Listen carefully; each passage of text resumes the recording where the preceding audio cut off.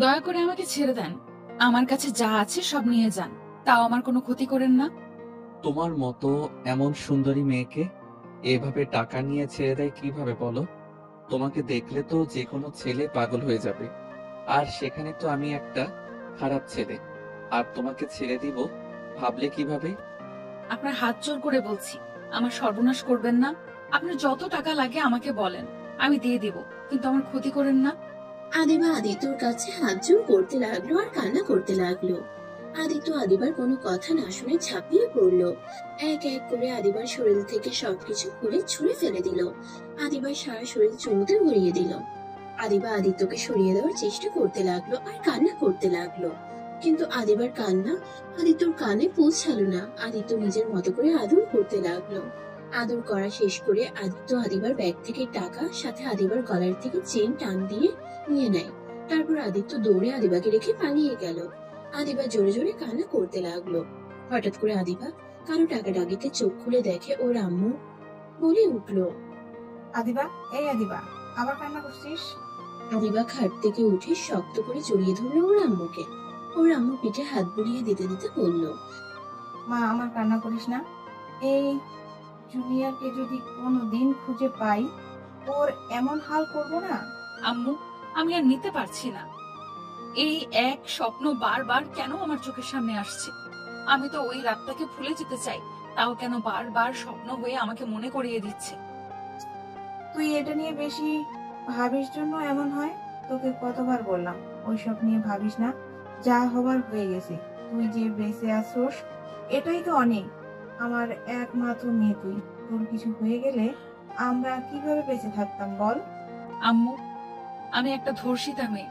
আমার বেঁচে থাকার চেয়ে মরে যাওয়া মনে হয় ভালো ছিল। প্লিজ এসব কথা রাখ। অফিসে যাবি না? অফিসে যাওয়ার সময় হয়ে গেছে, যা ফ্রেশ হয়ে আয়। আদিবা ওর আম্মুকে ছেড়ে চোখের পানি মুছে ওয়াশরুমে চলে যায়। আর এদিকে আদিত্য সকালে ঘুম থেকে উঠে গোসল করে ইন্টারভিউ দেওয়ার জন্য রেডি হয়ে নিল। আদিত্যর ছোট বোন এসেছে। আদিত্যকে বলল, ভাইয়া, রান্না শেষ, খাবার খেয়ে বের হ। আদিত্য ওর বোনের কথা শুনে ওর বোনের সাথে যেতে লাগলো। আদিত্যর বোন একটা পার্টি মাটিতে বিছিয়ে আদিত্যকে বসতে দিল। আদিত্য বসলে আদিত্যর বোন আতিয়া খাবার বেড়ে দিল। আদিত্য খাবার প্লেটটা হাতে নিয়ে ওর বোনকে খাওয়াই দিতে লাগলো আর নিজেও খেতে লাগলো। খাবার খাওয়া শেষ করে আদিত্য বলল, বুনু, তুমি ঘরে থেকো, দরকার ছাড়া দরজা খুলো না। আমি বাসায় আসলে তোকে নিয়ে ঘুরতে যাবো, আচ্ছা? আচ্ছা ভাইয়া। আদিত্য বাড়ি থেকে বের হয়ে 10 মিনিট হেঁটে বাস কাউন্টারে গিয়ে লোকাল বাসে উঠে বসলো। 20 মিনিট পর বাস থেকে নেমে রিক্সা নিয়ে সোজা অফিসের সামনে গিয়ে নেমে তাড়াতাড়ি করে অফিসের ভিতরে ঢুকে পড়লো। ভিতরে গিয়ে দেখে অনেকজন দাঁড়িয়ে আছে ইন্টারভিউ দেওয়ার জন্য। আদিত্য ওদের সাথে দাঁড়ালো। সবাই এক এক করে ইন্টারভিউ দিতে লাগলো। 1 ঘন্টা দাঁড়িয়ে থাকার পর আদিত্যর সময় চলে আসলো। 1 ঘন্টা দাঁড়িয়ে থাকতে থাকতে আদিত্যর পা একদম ব্যথা হয়ে গেছে। তারপর নিজেকে ঠিক করে ক্যাবিনের সামনে গিয়ে বলল, আসতে পারি ম্যাম? আসুন। আদিত্য ভিতরে গিয়ে আদিবাকে দেখে চমকে গেল। আদিত্যর হাত কাঁপতে লাগলো। আদিবা আদিত্যকে বসতে বলল। আদিত্য বুঝতে পারছে না বসবে নাকি দৌড়ে পালিয়ে যাবে। আদিত্যকে এভাবে দাঁড়িয়ে থাকতে দেখে আদিবা বলল, কি ব্যাপার, বসছেন না কেন? বসেন। আদিত্য ঢোক গিলতে গিলতে চেয়ার টেনে বসলো। আদিবার দিকে কাগজপত্র দিয়ে দিল। আদিবা দেখে বলল, আপনি দেখছি অনেক ভালো স্টুডেন্ট, তাই এই চাকরি কেন করতে আসলেন? আপনার তো আরো পড়া বাকি আছে, এই অল্প বয়সে চাকরি নিতে এসেছেন। আমার চাকরিটা দরকার, তাই এই বয়সে চাকরির ইন্টারভিউ দিতে এসেছি। বুঝলাম। আমার একজন বিশ্বস্ত মানুষ লাগবে, যে আমার আশেপাশে সব সময় থাকবে, আমাকে প্রোটেক্ট করবে, আর সাথে আমার হাত কাজগুলো করে দিবে। আচ্ছা। আদিবা আদিত্যকে অনেক ধরনের প্রশ্ন করতে লাগলো। আদিত্য ভয়ে ভয়ে প্রশ্নের সবগুলো উত্তর দিতে লাগলো। আদিবা আদিত্যকে বলল, আচ্ছা, আপনি তাহলে আসতে পারেন। আদিত্য আর কোনো কথা না বলে সালাম দিয়ে সোজা বের হয়ে দীর্ঘ নিঃশ্বাস ফেলে অফিস থেকে তাড়াতাড়ি করে বের হয়ে গেল। আদিত্য হেঁটে বাস স্ট্যান্ডে চলে গেল। বাসের অপেক্ষায় বসে থাকলো। আদিত্য বাস কাউন্টারের সামনে বসে ভাবতে লাগলো, হাই আল্লাহ, এ আমি কি করছি? যদি কোনোদিন ধরা পড়ে যাই তাহলে আমাকে মেরে ফেলবে। আর ভাগ্যক্রমে তার অফিসে ইন্টারভিউ দিতে গেলাম। যদি সেই দিন কালো মাস্ক পরা না থাকতো তাহলে তো আমাকে চিনে ফেলতো। আদিত্য কথা ভাবতে লাগলো। বাস আসলে আদিত্য ভাবনার জগৎ থেকে বের হয়ে বাসে উঠে বসলো। জ্যাম থাকায় 1 ঘন্টা পর বাস থেকে নেমে পায়ে হেঁটে চলে গেল বাসায়। বাসায় গিয়ে দরজা নক করতে লাগলো। আতিয়া, বনু কই? তুমি ঘুমিয়ে গেছো নাকি? আদিত্য দরজা হালকা ধাক্কা দিলেই সাথে সাথে দরজা খুলে গেল। আদিত্য অবাক হয়ে গেল। ঘরের ভিতরে ঢুকে আদিত্য যেন থমকে গেল। আদিত্য দৌড়ে গিয়ে ওর চাচাতো ভাইকে লাথি দিয়ে ফেলে দিল। আদিত্য ওর বোনের পা জড়িয়ে ধরে কান্না করতে লাগলো। গলা ফাঁস থেকে আতিয়াকে নামিয়ে খাটে শুয়ে দিয়ে মুখে ডাকতে লাগলো। এই বনু, বনু, এই বনু ওঠো না। এই বনু, কথা বলছো না কেন? ওঠো না। আদিত্য চিৎকার করে কান্না করতে লাগলো। আদিত্য ওর চাচাতো ভাইয়ের দিকে তাকাতেই ওর চাচাতো ভাই দৌড়ে পালাতে যাবে, তখনই আদিত্য ওর বোনকে দেখে দৌড়ে গিয়ে ওর চাচাতো ভাইকে ধরে মারতে লাগলো। ওর চাচাতো ভাই চিৎকার করে সবাইকে ডাকলে সবাই দৌড়ে আসে। আদিত্য রান্নাঘরের বটি নিয়ে এসেছে, সোজা ওর চাচাতো ভাইকে কোপাতে লাগলো। এইটা দেখে সবাই ভয়ে কেঁপে উঠলো। আদিত্য ওর চাচা চাচি আদিত্যকে থামানোর চেষ্টা করলো। আমাকে ছাড়েন, আপনার ছেলেকে আমি মেরে ফেলবো। আমার বোনকে ধর্ষণ করে মেরে ফেলেছে, আর আমি ওকে ছেড়ে দিব ভাবলেন কিভাবে? আদিত্য ওর চাচাতো ভাইকে আরেকটা কোপ দিতে যাবে, সাথে সাথে পুলিশ এসে আদিত্যকে ধরলো। আদিত্য চিৎকার করে কান্না করতে করতে বলল, স্যার, আমাকে ছেড়ে দেন, আমি ওকে মেরে ফেলবো। ওই আমার ছোট বোনকে মেরে ফেলেছে, আমি ওকে ছাড়বো না। সবাই রুমের ভিতরে গিয়ে আতিয়ার মৃত দেহ দেখে পুলিশরা আতিয়াকে আর আদিত্যকে নিয়ে চলে গেল, আর আদিত্যর চাচাতো ভাইকে হসপিটালে পাঠিয়ে দিল। আদিত্য আতিয়ার লাশ ধরে চিৎকার করে কান্না করতে লাগলো, আর আতিয়াকে জড়িয়ে ধরে বলল, এই বনু, ওঠো না। এভাবে চোখ বন্ধ করে আসো কেন? বনু, চোখ খুলো দয়া করে। আমাকে ছেড়ে চলে যেতে পারো না? আদিত্য চিৎকার করে কান্না করতে লাগলো। 5 বছর পর আদিত্য জেল থেকে বের হয়ে চারিদিকে চোখ বুলিয়ে দেখতে লাগলো। আদিত্য সারা মুখে দাড়ি দিয়ে ভরে গেছে। আদিত্যকে চেনা যাচ্ছে না। আদিত্য জেলখানা থেকে সোজা বাড়িতে চলে গেল। বাড়িতে গিয়ে দেখে ঘরের টিলাগুলো ছল ধরে গেছে, সারা বাড়ি জঙ্গল দিয়ে ভরে গেছে। আদিত্যকে দেখতে সবাই এসেছে। সবাই আদিত্যকে দেখে নানা ধরনের কথা বলতে লাগলো। আদিত্য দরজা খুলে ভিতরে ঢুকে দেখে মাকড়সার জাল দিয়ে রুম ঢেকে গেছে। আদিত্য মাকড়সার জালগুলো সরিয়ে আতিয়ার ছবিটা আলমারি থেকে বের করে হু হু করে কেঁদে উঠলো, আর বলতে লাগলো, আমার জন্য আজ তোমাকে হারিয়ে ফেললাম। কথায় আছে না, অন্যর সাথে অন্যায় করলে নিজের সাথে হয়। সেই দিন যদি আমি ওই ভুলটা না করতাম, আজ এমনটা হয়তো হতো না। আমার পাপের শাস্তি তোকে পেতে হলো রে বোন, আমাকে তুই ক্ষমা করে দিস। আদিত্য কথাগুলো বলে অঝোর ধারায় কান্না করতে লাগলো। অনেকক্ষণ কান্না করে ব্যাগের ছবিটা নিয়ে দরকারি কাগজপত্র তুলে কিছু শার্ট প্যান্ট তুলে বের হয়ে গেল। সবাই আদিত্যর দিকে তাকিয়ে আছে। আদিত্য 10 মিনিট হেঁটে বাস কাউন্টারে চলে গেল। বাসে উঠে ঢাকা চলে আসলো। আদিত্যর অনেক ক্ষুধা লাগলে পকেট থেকে 20 টাকা বের করে কলা পাউরুটি কিনে খেতে লাগলো। খাওয়া শেষ করে আদিত্য ফোন বের করে একজনকে কল দিল। কল রিসিভ হইলে ওই পাশ থেকে বলল, কে? ভাই, আমি আদিত্য।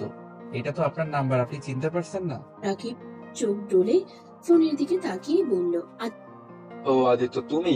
ঘুমের ভিতরে নাম্বার দেখি নাই। আচ্ছা, তুমি কি সাড়া পেয়েছো? জি। তুমি এখন কোথায় আছো? জি, আমি বাস কাউন্টার থেকে নেমেছি, একটা দোকানে বসে আছি। আচ্ছা, তুমি বাস কাউন্টারের আশেপাশে থাকো, আমি মানুষ পাঠিয়ে দিচ্ছি। আচ্ছা ভাইয়া। আদিত্য বাস কাউন্টারের সামনে গিয়ে বসলো। অনেকক্ষণ অপেক্ষা করার পর আদিত্যকে কল দিলে আদিত্য রিসিভ করলে 2 জন লোক এসে আদিত্যকে নিয়ে গেল। আদিত্যকে একটা বিশাল বড় বাড়ির সামনে নিয়ে গিয়ে গাড়ি থেকে নামিয়ে দিল। আদিত্য গেট দিয়ে ঢুকে রাকিবকে কল দিলে রাকিব রিসিভ করে বলল, সদর দরজার কাছে আসো। আপনি কোথায়? আমি বসার ঘরে আছি, তুমি আসো। আদিত্য কলটা কেটে সদর দরজার কাছে গিয়ে কলিং বেল চাপ দিতেই দরজা খুলে গেল। আদিত্যকে দেখে মেয়েটা ভিতরে নিয়ে গেল। ভিতরে যেয়ে রাকিব এসে হ্যান্ডশেক করলো। আদিত্যকে নিয়ে বসার ঘরে গেল। আদিত্যকে রাকিব ওর আব্বু আম্মুর সাথে পরিচয় করিয়ে দিতে যাবে। আদিত্য চমকে উঠলো। আদিত্য কিছু বলার আগে রাকিবের আম্মু রাহেলা বেগম বলল, তুমি আমার ছেলেকে জেলের ভিতর অনেক যত্ন রেখেছিলে। তোমার কথা অনেক শুনেছি। তোমাকে কি বলে যে ধন্যবাদ দেব? তোমার সব ঘটনা শুনছি। সত্যি তোমার সাথে খুব খারাপ হয়েছে। আজ থেকে তুমি আমার এখানে থাকবে, আর নিজেকে কখনোই একা ভাববো না। আজ থেকে আমরা তোমার আপনজন। রাহেলা বেগমের কথা শুনে আদিত্যর চোখ দিয়ে কয়েক ফোঁটা পানি বের হইলে চোখ মুছে বলল, আপনাকে কিভাবে যে ধন্যবাদ দিব আমি ভাষা খুঁজে পাচ্ছি না। রাকিব ভাইয়ার থেকে শুনেছিলাম আপনাদের কথা। আসলে আপনারা অনেক ভালো মানুষ। আসলে কি তুমি যাও, আদিত্যকে রুম দেখিয়ে দাও। আচ্ছা আম্মু। আদিত্য রাকিবের সাথে যেতে লাগলো। আদিত্য পিছন মুড়ে আরেকবার রাহেলা বেগম আর সাইফুল চৌধুরীকে দেখতে লাগলো। আদিত্যকে রুমে নিয়ে গেল। রাকিব বলল, রুম তোমার পছন্দ হয়েছে? ভাইয়া আপনাকে যে কিভাবে ধন্যবাদ দিব আমি ভাষা খুঁজে পাচ্ছি না। আপনি আমাকে নিজের বাড়িতে থাকতে দিচ্ছেন। ভাইয়া আমাকে কি এত বিশ্বাস করা ঠিক হচ্ছে? দেখ আদিত্য, আমার তোমাকে অনেক ভালো লেগেছে। আমি তোমায় বলছিলাম তুমি আমার ছোট ভাই, তোমাকে আমি ছোট ভাইয়ের মতোই ভালোবাসি। আমি তোমার সাথে 2 বছর থাকছি। আমি এই 2 বছরে তোমাকে যতটা চিনেছি, তুমি মানুষটা অসাধারণ। শোনো, ফ্রেশ হয়ে নাও, বাইরে বের হবো। তোমার মুখের কি অবস্থা হয়েছে? চুল কাটতে হবে, দাড়ি কাটতে হবে, পোশাক কিনতে হবে। একদম পাগল পাগল দেখা যাচ্ছে তোমায়। ভাইয়া আমার জন্য এত খরচ করতে হবে না। আপনি আমাকে থাকতে দিয়েছেন, এটাই আমার জন্য যথেষ্ট। আমাকে একটু একটা কাজ দিলে আর কিছু চাই না। এত কথা বলো না। 2 বছরে বুঝে গেছো আমার রাগ উঠে যায়, যার কারণে 2 বছর জেলও খাটতে হয়েছে। রাগে বসে নিজের গার্লফ্রেন্ডকে মেরে ফেলতে নিয়েছিলাম, আর তুমিও আবার রাগ তুলো না। আর আমি যা করি তাই চুপচাপ দেখে যাও। ভাইয়া এত রাগ কিন্তু ভালো না। আর আপনি তো আপুকে অনেক ভালোবাসেন, কেন যে মাথা গরম করে তাকে হারিয়ে ফেললেন? ভাইয়া আপুর কোনো খোঁজ পাইছেন? ওই লন্ডন থেকে দেশে আসবে 2 দিন পর। আপুর সাথে দেখা করবেন না? আপুকে ছাড়া কিভাবে থাকবেন? আপুকে বোঝানো লাগবে। সম্ভব না, ও আমার নামও শুনতে পারে না। আর ওর সামনে যাওয়ার মুখ আমি রাখি নাই। কিভাবে যাবো ওর সামনে? আর আমি একটা সাইকো, আমার মতো সাইকোর সাথে কে বা মেয়ের বিয়ে দিয়ে বিপদে পড়বে? ভাইয়া মানুষ মাত্র ভুল, আর মানুষ সারা জীবন এক থাকে না। আপুকে বোঝাতে হবে। উনি নিশ্চয়ই আপনাকে ক্ষমা করে আপনার হয়ে যাবেন। জানি না। আচ্ছা তুমি যাও। আদিত্য শার্ট প্যান্ট নিয়ে ওয়াশরুমে গেলে আদিত্য ভেবার জায়গায় খেয়ে যায়। আদিত্য বাহিরে এসে বলল, ভাইয়া কল নাই, গোসল করব কিভাবে? আরে কল নাই, ওয়েট আমি দেখিয়ে দিই। রাকিব আদিত্যকে নিয়ে গিয়ে আদিত্য সব দেখিয়ে দিল। আদিত্য কয়েকবার চেক করে দেখে নিল। রাকিব চলে গেলে আদিত্য গোসল করে নিল। শার্ট প্যান্ট পরে বাহিরে আসলে আয়নার সামনে দাঁড়িয়ে ভ্রুকুচকে তাকিয়ে শার্ট প্যান্ট টানতে লাগলো। রাকিব দরজার কাছ থেকে দেখে হাসতে লাগলো। আদিত্য হাসির শব্দ শুনে পিছনে ঘুরে তাকিয়ে লজ্জা পেয়ে গেল। রাকিব বলল, ওয়েট করো, আপাতত আমার শার্ট প্যান্ট পরে নাও। রাকিব ওর কথা শুনে শার্ট প্যান্ট নিয়ে এসেছে। আদিত্যকে দিলে আদিত্য ওয়াশরুমে গিয়ে পরিবর্তন করে নিল। আদিত্যকে দেখে রাকিব বলল, বাহ, অনেক সুন্দর লাগছে। তুমি দেখি আমার থেকেও কিছুটা লম্বা আছো। তোমার পাশে গেলে সবাই তোকে বড় বলবে, আমাকে ছোট বলবে। রাকিব কথাগুলো বলে হাসতে লাগলো। আদিত্য মুচকি হাসলো। তারপর রাকিবের সাথে নিচে গেল। রাহেলা বেগম নিজের ছেলেকে হাসতে দেখে নিজের মুখে হাসির রেখা ফুটে উঠলো। মনে মনে ভাবতে লাগলো, আমার ছেলেটা এত সুন্দর করে হাসতে পারে, আমার জানাই ছিল না। সব সময় তো রাগ জিদ কঠোর কণ্ঠে কথা বলতো। এই ছেলেটা আমার ছেলেকে অনেক পরিবর্তন করে দিয়েছে। রাহেলা বেগমকে দেখে আদিত্য চুপ হয়ে গেল। রাকিব রাহেলা বেগমকে দেখে বলল, আম্মু দেখো, আজ তো আমার শর্টও লাগে না, আমার থেকেও বেশি লম্বা। ওর সামনে আমাকে বাচ্চা মনে হচ্ছে, আর এই আমার বড় ভাই মনে হচ্ছে। রাকিব কথাটা বলে হাসতে লাগলো। রাহেলা বেগম হেসে বলল, আদিত্য তোমার বয়সে ছোট, কিন্তু ওর যতটা বুদ্ধি আছে তোমার তাও নাই। তুমি ছোট মানুষের মতো রাগ জিদ করো। আম্মু আমি কিন্তু এখন অনেক ভালো হয়ে গেছি। সরি বাবা, ভুল হয়ে গেছে, মনে ছিল না। আমার কলিজার টুকরাটাই যে ভালো হয়ে গেছে। রাকিব রাহেলা বেগমের কাছে গেলে রাহেলা বেগম রাকিবের কপালে চুমু দিল। আদিত্য রাকিব রাহেলা বেগমের ভালোবাসা দেখে নিজের অজান্তেই চোখে পানি চলে আসলো। আদিত্য পানি মুছে ফেললো। রাকিব রাহেলা বেগমকে ছেড়ে দিয়ে বলল, আম্মু আদিত্যকে নিয়ে বের হচ্ছি। খাবার খাওয়া নিয়ে যাও, আদিত্য নিশ্চয়ই ক্ষুধা লাগছে। আমি রেস্টুরেন্টে থেকে খাওয়া দাওয়া দিব। আদিত্য চলো আমার সাথে। রাকিবের সাথে আদিত্য যেতে লাগলো। আদিত্যকে নিয়ে সোজা সেলুনে চলে গেল। চুল দাড়ির সাথে ফেসিয়াল করলো। সব করা শেষ হইলে রাকিব আদিত্যকে দেখে অবাক হয়ে বলল, মাশাআল্লাহ, ছোট ভাই তোমাকে তো একদম হিরোদের মতো লাগছে। তোমাকে দেখে আমার হিংসা হচ্ছে। ভাইয়া মজা করেন না, আপনি আমার থেকে দ্বিগুণ হ্যান্ডসাম। হয়েছে, চলো এবার রেস্টুরেন্টে যাব, খাবার খেয়ে তোমার জন্য পোশাক কিনে বাসায় যাব। আদিত্য রাকিব সেলুন থেকে বের হয়ে বাইকে উঠে পড়লো। দুজন মিলে রেস্টুরেন্টে চলে গেল। আদিত্য রেস্টুরেন্টে দেখে অবাক হয়ে গেল। দুজন একটা টেবিলের সামনে বসলো। আদিত্য রাকিবকে বলল, জানেন ভাইয়া, আমার ছোট বোনের অনেক স্বপ্ন ছিল এমন একটা রেস্টুরেন্টে এসেছে খাবার খাবে। আমি শুধু ওকে বলতাম আমি যখন জব পাবো তখন তোমাকে নিয়ে যাব, কিন্তু আজ দেখেন আমার বোনটা আর আমার সাথে নাই, কবরে ঘুমিয়ে আছে আর আমার কাছে কোনো কিছু বায়না করে না। আদিত্য কথাগুলো বলতে বলতে চোখের পানি ফেলতে লাগলো। রাকিব আদিত্যের হাতের উপরে হাত রেখে বলল, কান্না করো না, ওর জন্য দোয়া করো, এই জন্য কবরে ভালো থাকতে পারে। কান্না করলে ও অনেক কষ্ট পাবে। আদিত্য হাতের উল্টো পিঠ দিয়ে চোখ মুছতে মুছতে বলল, হ্যাঁ, আমি আর কান্না করব না আমার জন্য, আর আমার বোনও কষ্ট পাক। আদিত্য নিজেকে অনেক কষ্টে সামলিয়ে নিল। রাকিব আদিত্যের দিকে ম্যানিউ কার্ড এগিয়ে দিল। আদিত্য বলল, ভাই আপনি যা খাবেন তাই খাবো। অর্ডার দিতে লাগলো। অনেকক্ষণ পর অর্ডারে সব খাবার চলে আসলো। আদিত্য হাত দিয়ে খেতে গেলে রাকিব আদিত্যকে শিখিয়ে দিতে লাগলো। আদিত্য খেতে গিয়ে বারবার খাবার ফেলে দিচ্ছিল। রাকিব হাত দিয়ে খেতে লাগলো। আদিত্য হেসে চামচ রেখে দিয়ে হাত দিয়ে খেতে লাগলো আর বলল, জানেন ভাইয়া, হাত দিয়ে খাওয়ার যে কি শান্তির, সেটাতে চামচ দিয়ে কেউ অত তো মজা পাওয়া যায় না। ঠিক বলছো। দুজন গল্প করতে করতে খাবার খেয়ে নিল। খাওয়া শেষ করে রাকিব বিল দিয়ে দিল। দুজন রেস্টুরেন্ট থেকে বের হয়ে বাইক নিয়ে সোজা শপিং মলে চলে গেল। আদিত্যকে শপিং করে দিল। আদিত্য শপিং মল ঘুরে ঘুরে দেখতে লাগলো। হঠাৎ করে আদিত্য কারোর সাথে ধাক্কা খেয়ে পড়ে যায়। আদিত্য উঠে মেয়েটাকে সরি বলবে, তার আগে মেয়েটা ঠাস ঠাস করে থাপ্পড় মারলো। এই ছেলে, চোখে দেখো না, সরি আপু। বেয়াদব ছেলে কোথাকার। আবার আদিত্যকে মারতে যাবে তখনই রাকিব এসে রূপার হাত ধরে বলল, ওই বলছে তো সরি, তাই না? আবার মারতে যাচ্ছ কেন? রূপা রাকিবকে দেখে অবাক হয়ে গিয়ে সাথে সাথে হাত ছাড়িয়ে নিয়ে চলে যেতে লাগলো। আদিত্য অবাক হয়ে গেল। আদিত্য রাকিবকে বলল, ভাইয়া ওনাকে চেনেন নাকি? আপনাকে কিছু না বলে চলে গেল। ওইটাই তোমার আপু? আপু মানে রূপা আপু? কিন্তু উনি না 2 দিন পর লন্ডন থেকে আসবে।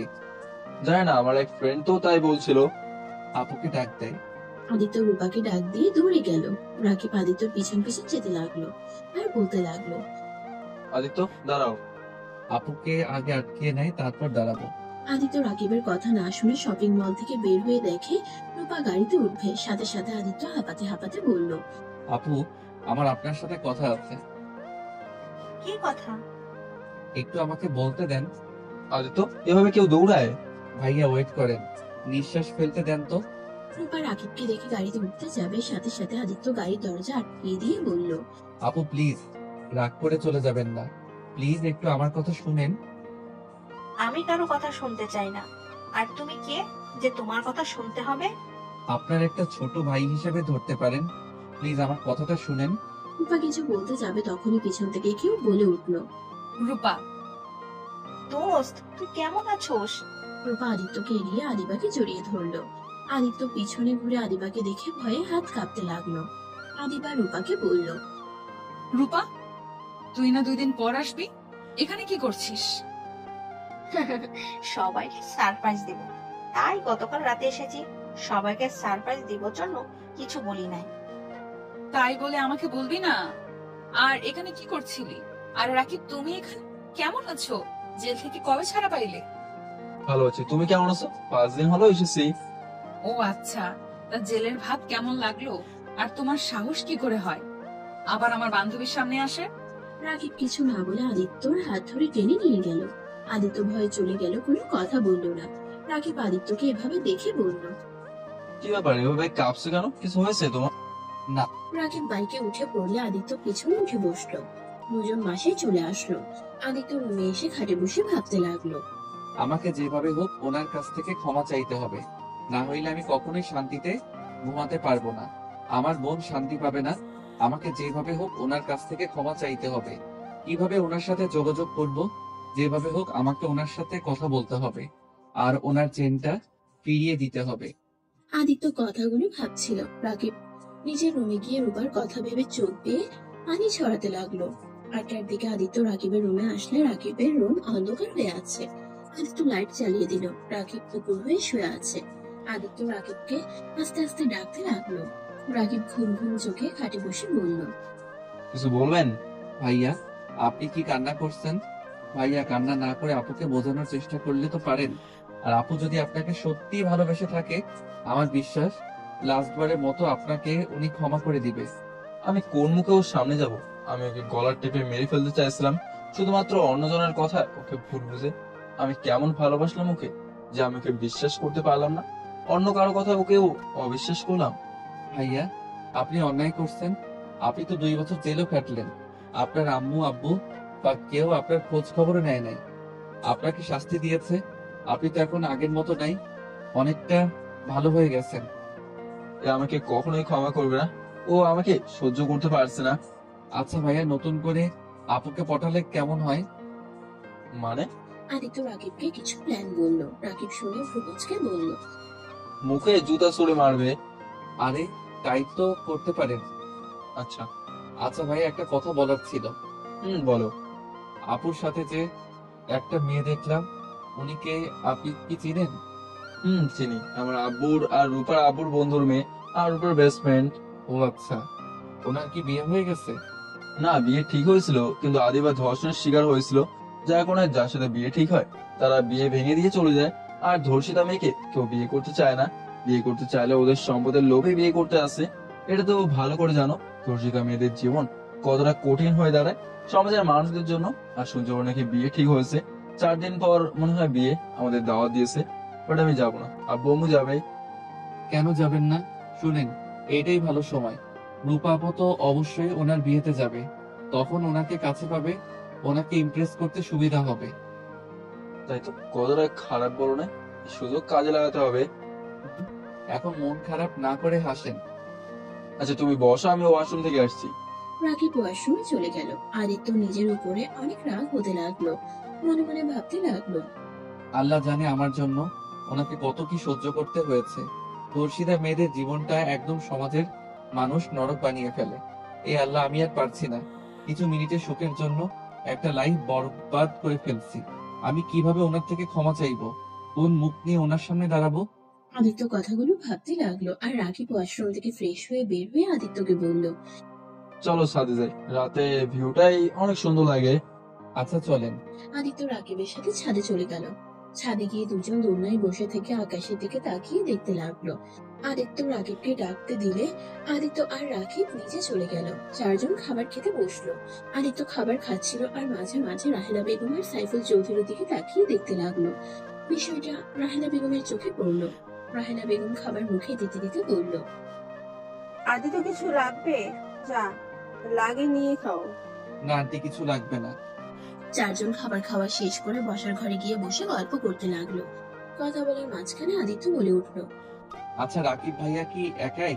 তার কোনো ভাই বোন নাই? আদিত্যর কথা শুনে রাহেলা বেগম সাইফুল চৌধুরী থমকে গেল। রাহেলা বেগমের মুখ মলিন হয়ে গেল। আদিত্য তাদের মুখ দেখে বলল, আঙ্কেল আন্টি, আমি কোনো ভুল করে প্রশ্ন করে ফেললাম, তাহলে সরি, আমাকে ক্ষমা করে দেন। আরে না, কোনো ভুল প্রশ্ন করো নাই। আমার 2টাই সন্তান। আরেকজন কোথায়? জানি না। মানে? আমার ছোট সন্তান কোথায় আছে আমরা কেউ জানি না। বেঁচে আছে নাকি মারা গেছে কিছুই জানি না।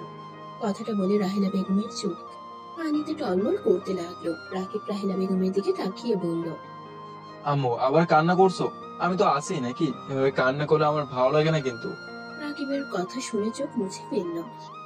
আমি আর কাটবো না, তোমরা খাবার খাও। রাহেলা বেগম আর কিছু না খেয়ে উঠে চলে গেল। আদিত্য মাথা নিচু করে বলল, সরি, আমার জন্য আন্টি না খেয়ে চলে গেল। আরে তেমন কিছু না, আম্মু মাঝে মাঝে এমন করে। আমার ছোট ভাই হারিয়ে যাওয়ার পর থেকে এমন করে, অনেকবার খাবার ছেড়ে উঠে গেছে। আচ্ছা ভাইয়া, আপনার ছোট ভাই হারিয়ে গেল কিভাবে? 2004 সালে আম্মু আমাকে আর ছোট ভাইকে রাফিনকে নিয়ে পার্কে গেছিল। আমি আইসক্রিমের বায়না ধরলে আম্মু আমার জন্য আইসক্রিম কিনতে চলে যায়। আর আমি আর আমার ছোট ভাই খেলা করছিলাম। হঠাৎ করে আমি প্রজাপতি দেখে প্রজাপতির পেছন পেছন চলে যাই। আমি রাস্তায় পৌঁছে গেলে অ্যাক্সিডেন্ট হতে যাবে, তার আগে আম্মু দৌড়ে আমার কাছে যায়, আমাকে কোলে তুলে নিয়ে এসেছে। দেখে আমার ছোট ভাই যেখানে রেখে গেছিলাম ওইখানে নাই। শুধু আমার ছোট ভাই না, ওইখানে আরো ছোট 3টা বাচ্চা ছিল। ওদের কেউ খুঁজে পায় না। আজ 20 বছর হয়ে গেল, কাউকে এখন পর্যন্ত পাওয়া যায় না। রাকিব কথাগুলো বলে এক পর্যায়ে কান্না করে দিল আর বলতে লাগলো,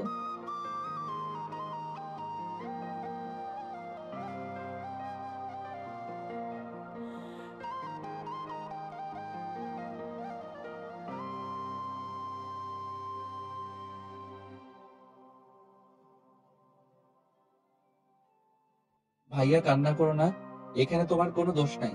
তুমি নিজেও তো ছোট ছিলে, তখন কিডন্যাপারদের সাথে তুমি পারতে না? ওরা হয়তো তোমার ভাইয়ের সাথে তোমাকে তুলে নিয়ে যাইতো। আমি জানি না, কিন্তু আমাকে নিয়ে গেলে তাও নিজের কাছে অপরাধী মনে হতো না? তিলে তিলে এভাবে শেষ হয়ে যেত হয়তো না। আদিত্য রাকিবকে সান্ত্বনা দিতে লাগলো, সাথে সাইফুল চৌধুরীও দিতে লাগলো। রাকিব ওর আব্বুকে জড়িয়ে ধরে কান্না করতে লাগলো। আদিত্য একটা প্লেটে খাবার বেড়ে রাহেলা বেগমের রুমের দিকে যেতে লাগলো। রাকিব, সাইফুল চৌধুরী অবাক হয়ে গেল। আদিত্য রাহেলা বেগমের রুমে গিয়ে বলল, আন্টি, আদিত্য কিছু বলবে? আদিত্য রাহেলা বেগমের কাছে গিয়ে বসে চোখের পানি মুছে দিয়ে খাবারের লোকমা মুখে তুলে দিয়ে বলল, আন্টি কান্না করবেন না, আজ থেকে আমি আপনার ছোট ছেলে। আপনি মোটেও ভাববেন না আপনার ছোট ছেলে হারিয়ে গেছে। আদিত্যর কথা শুনে রাহেলা বেগম আরো ইমোশনাল হয়ে আদিত্যকে জড়িয়ে ধরলো। আদিত্যর কপালে চুমু দিল। আদিত্য রাহেলা বেগমকে খাবার খাওয়াই দিল। দুজনের ভিতরে ভালো একটা সম্পর্ক হয়ে গেল। 4 দিন পর ভাইয়া উঠেন, আম্মু আব্বু ডাকছে। তাড়াতাড়ি উঠে বিয়ে বাড়িতে যেতে হবে তো। আমাকে ঘুমাতে দাও, পরে যাবো, এখন যাবো না। ভাইয়া আমাদের কাজ কি ভুলে গেছেন? রূপা আপুকে ইমপ্রেস করতে হবে তো। আদিত্যর কথা শুনে রাকিব লাফ দিয়ে উঠে তাড়াতাড়ি করে ফ্রেশ হতে চলে গেল। রাকিব তাড়াতাড়ি করে রেডি হয়ে নিল। রাকিব আদিত্য একসাথে নিচে গেলে রাহেলা বেগম বলল, মাশাআল্লাহ, আমার ছেলে দুইটাকে পাঞ্জাবিতে অনেক সুন্দর লাগছে, কারণ নজর না লাগে। রাহেলার কথা শুনে 4 জন হেসে উঠল। তারপর বাসা থেকে বের হয়ে গাড়িতে উঠে পড়লো। 20 মিনিট বিয়ের রিসেপশন চলে গেল। সবাই নাচ গান করছে। আদিত্য রাকিব রূপাকে খুঁজতে লাগলো। খুঁজতে খুঁজতে রূপাকে ছাদে পেল। রাকিব আদিত্যকে সামনে এগিয়ে দিলে আদিত্য রূপার কাছে গিয়ে বলল, আসসালামু আলাইকুম আপু, কেমন আছেন? রূপা কারো কণ্ঠ পেয়ে পিছনে ঘুরে তাকিয়ে দেখে আদিত্য। রূপা আদিত্যকে বলল, ওয়ালাইকুম সালাম। তুমি এখানে কি করছো? জি আপু, আমি ভাইয়াদের সাথে এসেছি। ভাইয়া, রাকিব তোমার কেমন ভাই? কলিজার ভাই। যাই হোক, ওইসব বাদ দেন। যেটা বলার ছিল আপু, ভাইয়া আপনাকে অনেক ভালোবাসে। প্লিজ আপু, ভাইয়াকে ক্ষমা করে দাও, একটা সুযোগ দেন। ভাইয়া নিজেকে অনেক পরিবর্তন করছে। ব্যাস, আর একটা কথা বলো না। এখান থেকে চলে যাও, না হলে খুব খারাপ হয়ে যাবে। আপু প্লিজ, দয়া করে ভাইয়াকে ক্ষমা করে দেন। আদিত্যর কথা শুনে রূপা রেগে সোজা আদিত্যর গালে ঠাস ঠাস করে থাপ্পড় মারলে। রাকিব আদিত্যর পেছন থেকে বের হয়ে রাগের লোক নিয়ে কিছু বলতে যাবে, সাথে সাথে আদিত্য রাকিবের হাত ধরে বলল, আপু আমাকে মারেন, সমস্যা নাই, আমার ভাইয়াকে দয়া করে ক্ষমা করে দেন। ভাইয়া তো নিজের ভুল বুঝতে পারছে, 2 বছর জেল খাটছে। তারপর কি আপনার মনে হয় ভাইয়ার শাস্তি কম হয়ে গেছে? দেখেন, আপনার যদি ভাইয়ার উপরে রাগ থাকে তাহলে ভাইয়ার উপরে রাগ খাটান, দরকার পড়লে শাস্তি দেন। তাই বলে আপনি ভাইয়াকে এড়িয়ে যাবেন না। কথা বলেন অন্তত। আপনি তো ভাইয়াকে ভালোবাসেন, ভালোবাসার মানুষটাকে কি লাস্ট বারের মতো ক্ষমা করা যায় না? আদিত্যর কথা শুনে রূপা কিছু বলতে যাবে, তার আগে নিচ থেকে চিল্লা পাল্লার আওয়াজ আসে। 3 জন দৌড়ে নিচে নেমে গেল। নিচে গিয়ে দেখে আদিবা আত্মহত্যা করতে চলে গেছে। সবাই আদিবার রুমের দরজা ধাক্কাতে লাগলো। দরজা খুলছে না দেখে আদিত্য পাশের রুমের দরজা খুলে ব্যালকনি দিয়ে আদিবার রুমে ঢুকলো। আদিত্য আদিবার পা ধরে বলল, দয়া করে এমন পাপ কাজ করবেন না, এইটা কখনোই সমাধান হতে পারে না। দয়া করে নেমে আসেন। আমাকে ছেড়ে দেন, আমি বাঁচতে চাই না। আমার বেঁচে থাকার কোনো অধিকার নাই। ধর্ষিতা মেয়ের বেঁচে থাকার কোনো অধিকার নাই। দয়া করে আমাকে ছেড়ে দেন, আমি আর পারছি না। এক এক করে এইভাবে সবাই বিয়ে ভেঙে দিয়ে যাচ্ছে। 1000 জনের 1000 কথা, এত কথা শুনতে আর পারছি না। কারো কথায় কেন কান দিচ্ছেন? আপনি তো আপনার বাবা মায়ের একমাত্র সন্তান। আপনার যদি কিছু হয়ে যায় তাহলে আপনার বাবা মায়ের কি অবস্থা হবে একবার ভেবে দেখেছেন? আপনি তো আত্মহত্যা করে ভাবছেন মুক্তি হয়ে যাবেন, কিন্তু আপনার আব্বু আম্মুর কি হবে? তারা সহ্য করতে পারবে কি? আদিত্য, দরজা খোলো। ভাইয়া, উনি তো দড়ি ছড়াচ্ছেন না, ওনাকে ছেড়ে দিলে তো উনি ঝুলে যাবে। তোমার পায়ের কাছে দেখো টুল আছে, ওইটা খাটের উপরে তুলে আদিবের পায়ের নিচে দাও। আদিত্য রাকিবের কথা শুনে পা দিয়ে টুলটা নিয়ে আসতে লাগলো। আর ওইদিকে আদিবার আব্বু আম্মু কান্নায় ভেঙে পড়তে লাগলো। আর সবাই আদিবাকে নেমে পড়তে বসতে লাগলো। আদিত্য অনেক কষ্টে টুলটা নিয়ে আদিবার পায়ের কাছে দিয়ে দরজা খুলতে যাবে, সাথে সাথে আদিবার পায়ের কাছ থেকে টুল ছড়িয়ে ঝুলে পড়ে। আদিত্য দরজা খুলে দিলে সবাই রুমে ঢুকে পড়ে। আদিবার আব্বু আম্মু আদিবার হাত জড়িয়ে ধরে কান্না করতে লাগলো আর বলতে লাগলো, আদিবা, এমন কাজ করো না। কে কি বলো, ওইটা কানে নিচ্ছ কেন? কে তোমাকে বিয়ে করলো বা করলো না, ওইটা দেখার বিষয় না। আদিবা, আমাকে ছেড়ে চলে যাও না। রাকিব রূপা মিলে আদিবাকে নামিয়ে নিল। আদিবা জোরে জোরে কাঁদতে লাগলো।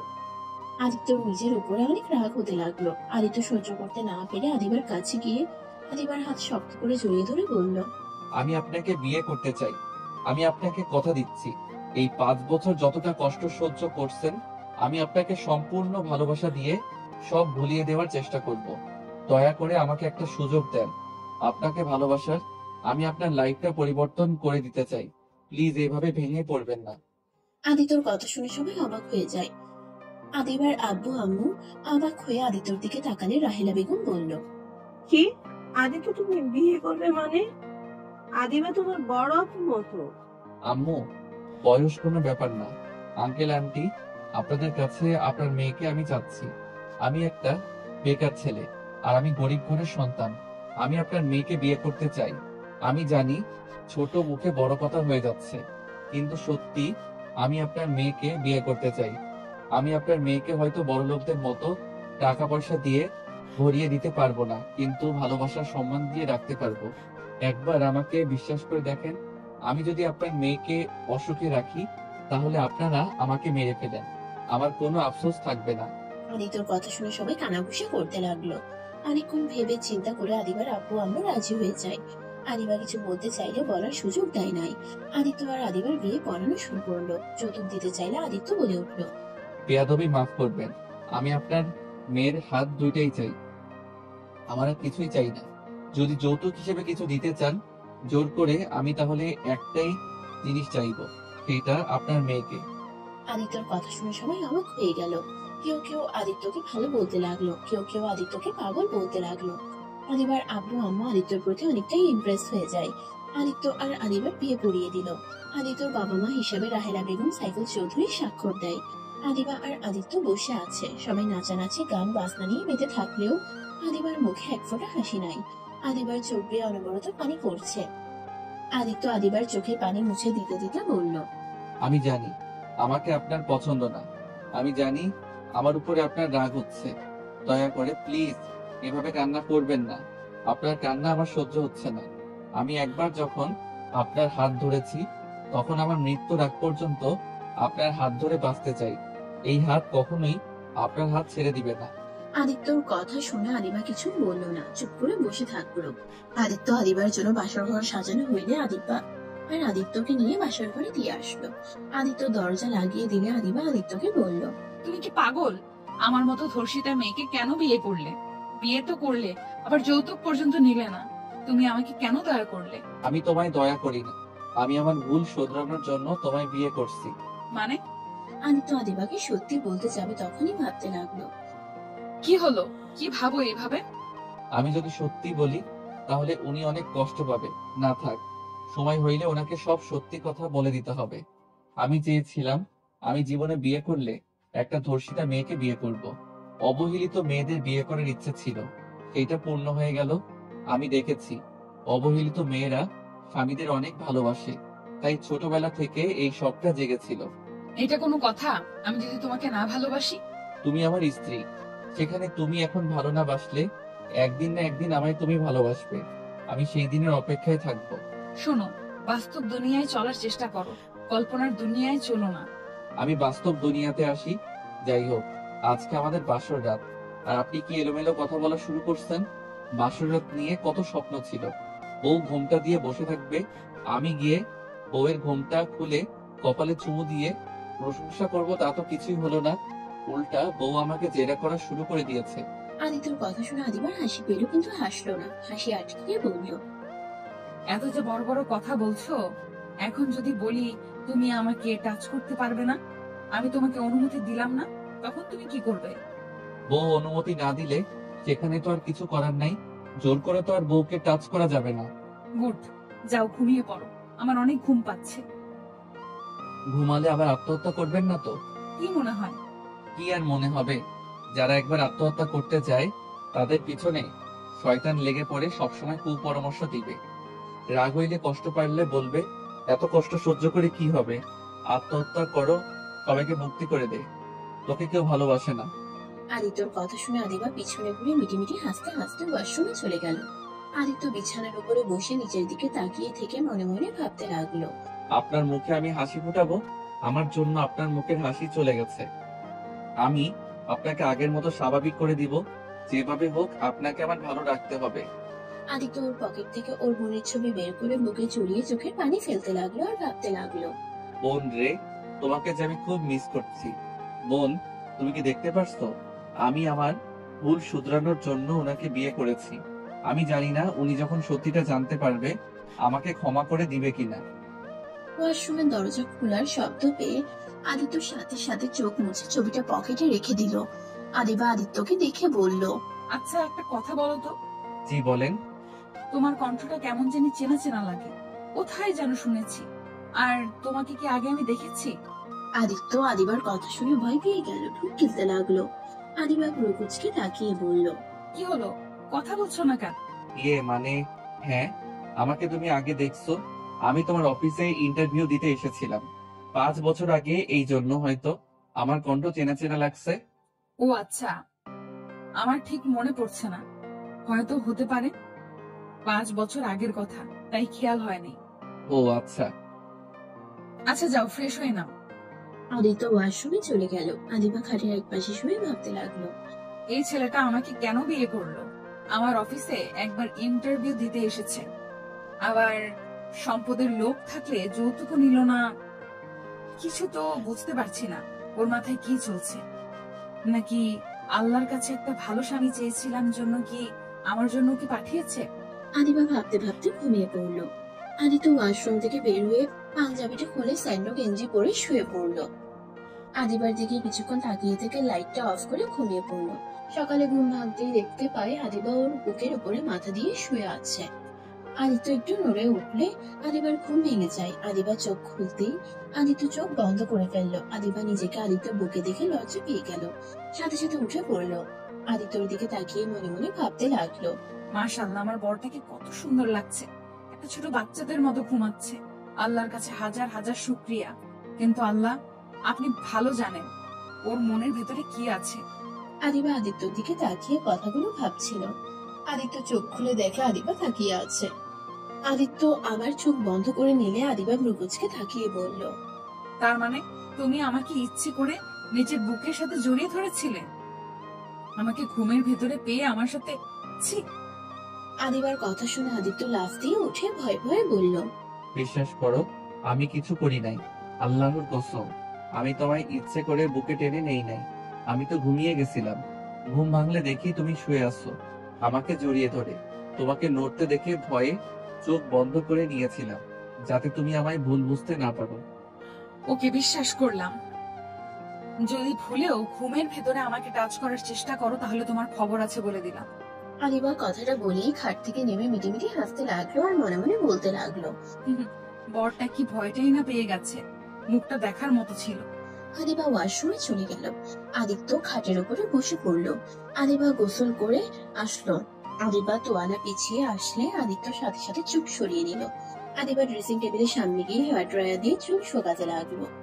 আদিত্য আর চোখে তাকিয়ে দেখতে লাগলো। আদিবা আয়নায় আদিত্যকে আর চোখে তাকাতে দেখে মিটিমিটি করে হাসতে লাগলো আর ভাবতে লাগলো, দেখবো কি করে, কতক্ষণ নিজেকে কন্ট্রোল করে রাখো, আমার অনুমতি ছাড়া কতক্ষণ নিজেকে ধরে রাখতে পারো। আদিবা চুল শুকিয়ে আদিত্যর দিকে ভ্রুকুচকে তাকিয়ে বলল, এভাবে কি দেখছো? আদিবার কথা শুনে আদিত্য থতমত খেয়ে গেল। আদিত্য তোতলাতে তোতলাতে বলল, কই কি দেখছি? আমি তো দেখলাম তুমি আমার দিকে তাকিয়েছিলে। হ্যাঁ তাকাইছি, তো কি হয়েছে? আমি তো আর আপনাকে ধরি নাই। আর আপনি এভাবে একটা ছেলে মানুষের সামনে থাকলে যে কোনো ছেলের আদর করতে ইচ্ছে করবে। আদিত্য কথাটা বলে সাথে সাথে মুখ চেপে ধরল। আদিবা প্রকুচকে তাকাতে আদিত্য দৌড়ে ওয়াশরুমে চলে গেল। আদিত্যকে দৌড়ে যেতে দেখে হাসতে লাগলো আদিবা। হাসি থামিয়ে শাড়ি পরতে লাগলো। আদিত্য ওয়াশরুম থেকে বের হয়ে দেখে আদিবা শাড়ির কুচি সামলাতে পারছে না। আদিত্য গিয়ে আদিবার কুচি ধরে ঠিক করে দিতে লাগলো। আদিবা মুচকি হাসি দিল। আদিত্য বসা থেকে উঠতে আদিবা হাসি থামিয়ে গম্ভীর গলায় বলল, কি ব্যাপার, তুমি গোসল না করে সবাইকে বোঝাতে চাও নাকি যে আমি তোমাকে আমার কাছে আসতে দেই নাই? আমার কোনো পোশাক নিয়ে আসি নাই। কে জানতো আপনার বিয়ে খেতে এসেছে, আপনাকে বিয়ে করে ফেলবো। আপনি গোসল করেন না, যান। আমি অলরেডি আপনার জন্য শার্ট প্যান্ট অর্ডার দিয়েছি। এখন লাগবে কিনা সেটাই চেক করতে হবে। রাকিবের মাপে কি আপনার হয়? তুমি আবার আমার সাথে তাল মিলিয়ে আপনি আপনি করছো কেন? আর রাকিব ভাইয়ার মাপ তুমি জানো কিভাবে? তুমি আপনি বলবে আর আমি বললেই দোষ? আর রাকিব আমার বেস্ট বয়ফ্রেন্ড, মাঝে মাঝে ওর জন্য শার্ট প্যান্ট কিনতে গেছি, তাই সেখান থেকে আমার মুখস্থ আছে। ও আচ্ছা। যাও এখন গোসল করে আসো। ওই তো পার্সেল মনে হয় চলে এসেছে। আদিবা ওয়াশরুমে চলে গেল। আদিবা দরজা খুলে দেখে রাকিব রূপা দাঁড়িয়ে আছে। রাকিব আদিবার দিকে তাকিয়ে বলল, তোকে কি বলবো রে? তোর যেটা মন চায় ওইটাই ডাক। তোরা দুজন একসাথে কাহিনী কি? তোর পার্সেল দিতে এসেছিলাম, এখানে আবার এটা কেন এসেছে আমি কি জানি। আমার ছোট ভাইয়ের সাথে দেখা করতে আসছি। ভাব। আচ্ছা দুজন বসে। রাকিব খাটে বসলে আদিবা পার্সেল দিতে দিতে রাকিবের কোলে বসে পড়ে। আদিবা হাসতে লাগলে রূপার সাথে সাথে কোল থেকে নেমে রাকিবকে মারতে লাগলো। রাকিব রূপাকে ধরে বলল, আর আমি কি ইচ্ছে করে তোমাকে কোলে বসেছি নাকি? তুমি নিজেই তো আমার কোলে বসেছো। তুই দেখলে বসছি, তাহলে তুই সরে গেলি না কেন? আরে ভাবার কই সুযোগ দিলে যে সরে যাবো নাকি থাকবো? দুজন থাম। আদিত্য তোয়ালা পরে ওয়াশরুম থেকে বের হয়ে দেখে রাকিব আর রূপা। আদিত্যর দিকে তাকিয়ে রূপা বলল, বাহ আদিবা, তোর জামাই তো কত কিউট রে। কথাটা বলে লজ্জায় মুখ বানালে আদিবা রেগে আদিত্যর দিকে পার্সেল ছুড়ে মেরে বলল, নিজের শরীর সবাইকে দেখানোর খুব ইচ্ছা জাগছে তাই না? যাও ভেতরে, যত সব। আদিত্য পার্সেলটা নিয়ে ওয়াশরুমে চলে গেল। আদিবারকে রেগে যেতে দেখে রূপা হাসতে হাসতে বলল, বাহ বাহ, বান্ধবী দেখি জামাইয়ের দিকে কারো নজর দিতে দিবে না। দোস্ত, আর কাউকে জামাইয়ের ভাগ দিস বা না দিস, আমাকে দিস তাহলে চলবে। রূপা রাগ তুলিস না, আমার জামাইয়ের দিকে নজর দিলে খবর আছে। তোর বয়ফ্রেন্ডের দিকে আমি কোনোদিন নজর দিয়েছি? দেশ নাই, ওটা তোর ভুল, তাই বলে আমি যে দেব না এটা তো হতে পারে না। রূপা বাজে কথা বলবে না, আদি তো তোমার দেবর হবে, তাই ওকে নিয়ে মজা করা বন্ধ করো। কিসের দেব? ওই আমার জামাই হবে। রাকিব রেগে যেতে লাগলো, সাথে আদিবাও রেগে গেল। দুজনকে রাখতে দেখে রূপা মনে মনে অনেক হাসতে লাগলো। আদিত্য ওয়াশরুম থেকে বের হয়ে দেখে রাকিব রেগে আছে। আদিত্য তাড়াতাড়ি করে গিয়ে রাকিবকে ধরে বলল, ভাইয়া কি হয়েছে, এত রাগ করছো কেন? ভাইয়া তোমাকে না বললাম মাথা ঠান্ডা রাখতে? আদিত্যকে রাকিব ধাক্কা দিয়ে সরিয়ে দিয়ে বলল, তুমি আর একটা কথা বলবে না। আমার ভালোবাসাকে তুমি নিয়ে নিচ্ছ। এই কয়েকদিনে আমার আব্বু আমার মনে অনেকখানি জায়গা করে নিয়েছো, আবার আমার ভালোবাসার মানুষটার দিকে নজর দিচ্ছ। রাকিব আদিত্যকে আর কিছু বলতে না দিয়ে হানহান করে চলে গেল। আদিত্য হয়ে দাঁড়িয়ে থেকে রাকিবের চলে যাওয়ার দিকে তাকিয়ে দেখতে লাগলো। আদিত্য রূপার দিকে তাকিয়ে বলল, আপু আমি আপনার সাথে কি করছি? আপনি ভাইয়াকে কি বলছেন? আমি তো আপনাকে নিজের বড় বোনের মতো দেখি। আরে কিসের বড় বোন, আমাকে বইয়ের নজরে দেখতে পারো। আদিবা আরো রেগে গেল। রেগে রূপার সামনে আদিত্যকে ধরে ঠোঁটে কিস করে দিল। আদিত্য রূপা অবাক হয়ে গেল। আদিত্য চোখ বড় বড় করে ফেলে। আদিবা 2 মিনিট পর ছেড়ে দিয়ে আদিত্যকে শক্ত করে জড়িয়ে ধরে বলল, আদিত্য শুধু আমার স্বামী, আর কারো না।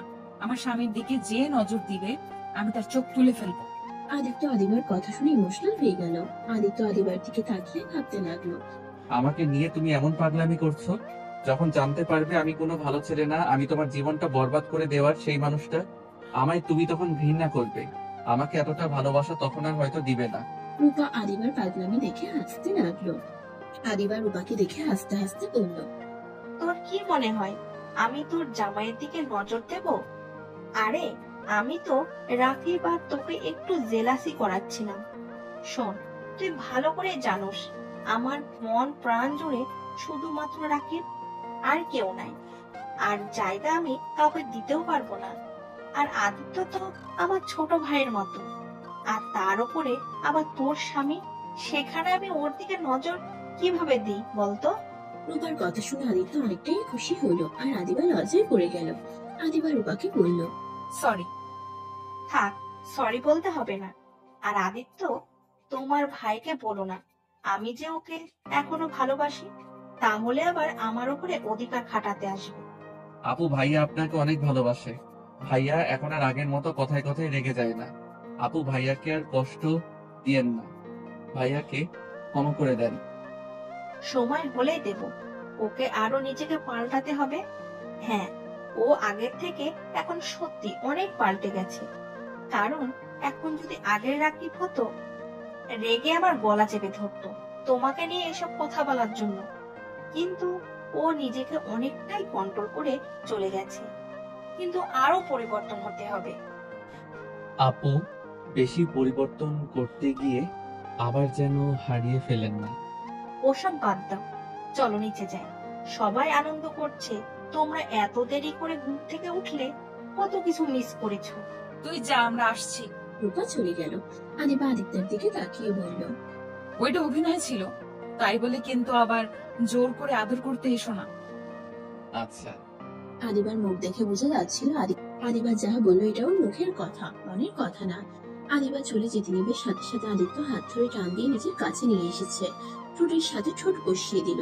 আদিবা প্রথমে নিজেকে আদিত্য থেকে সরিয়ে নেওয়ার চেষ্টা করলে আদিবা পরে আর পারে না। আর আদিত্য ঠোঁট চুষতে লাগলো। আদিত্য মিটিমিটি হাসতে লাগলো আর মনে মনে ভাবতে লাগলো, আমি বুঝতে পারছিলাম তুমি আমার কি থেকে কি চাচ্ছ।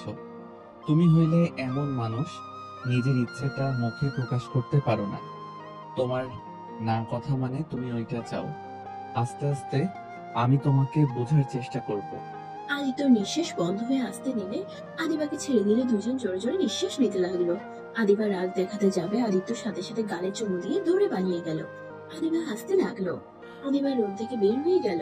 আদিত্য সবার সাথে বসে গল্প করছে। কিছু মেয়েরা আদিত্যকে ধরে নাচতে লাগলে আদিবা রাগে লুকিয়ে তাকাতেই আদিত্য চুপ গেলে সাথে সাথে বসে পড়লো। রূপা ব্যাপারটা দেখে মিটিমিটি করে হাসতে লাগলো। আদিত্যকে আবার নিয়ে যেতে নিবে আদিত্য বলল, আপনারা নাচেন, আমি দেখি। আদিত্যকে ওরা জোর করতে লাগলে আদিবা ওদের সামনে গিয়ে দাঁড়ালে আদিবাকে নাচাতে লাগলো। আদিবা পড়ে যেতে নিবে, সাথে সাথে আদিত্য ধরে ফেললো। আদিত্য আদিবাকে সোজা করে দাঁড় করিয়ে দিল। আস্তে নাচেন, আর একটু হইলে উনি পড়ে যাইতো। আদিত্যর কথা শুনে সবাই হাসতে লাগলো আর বলতে লাগলো, আর সবাই মজা করে অনেক কিছু বলতে লাগলো। আদিবা লজ্জা পেয়ে গেল।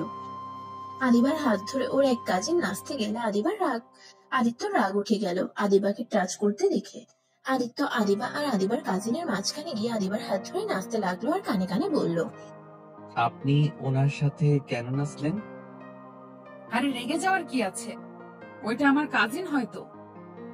যে না সেই হোক গা, আমার বউকে অন্য কেউ টাচ করতে পারবে না। রাকিবের সাথে থেকে কি তোমার মাথা গেছে নাকি? কেন ভাইয়া, কি করছে? রাকিব রূপাকে কারোর সাথে সহ্য করতে পারে না, ছোট ছেলেদের সাথেও ঝগড়া লাগিয়ে দেয়, আর তুমি দেখছি ওর মতো করছো। আদিত্য আদিবার কথা শুনে রূপার দিকে তাকালো।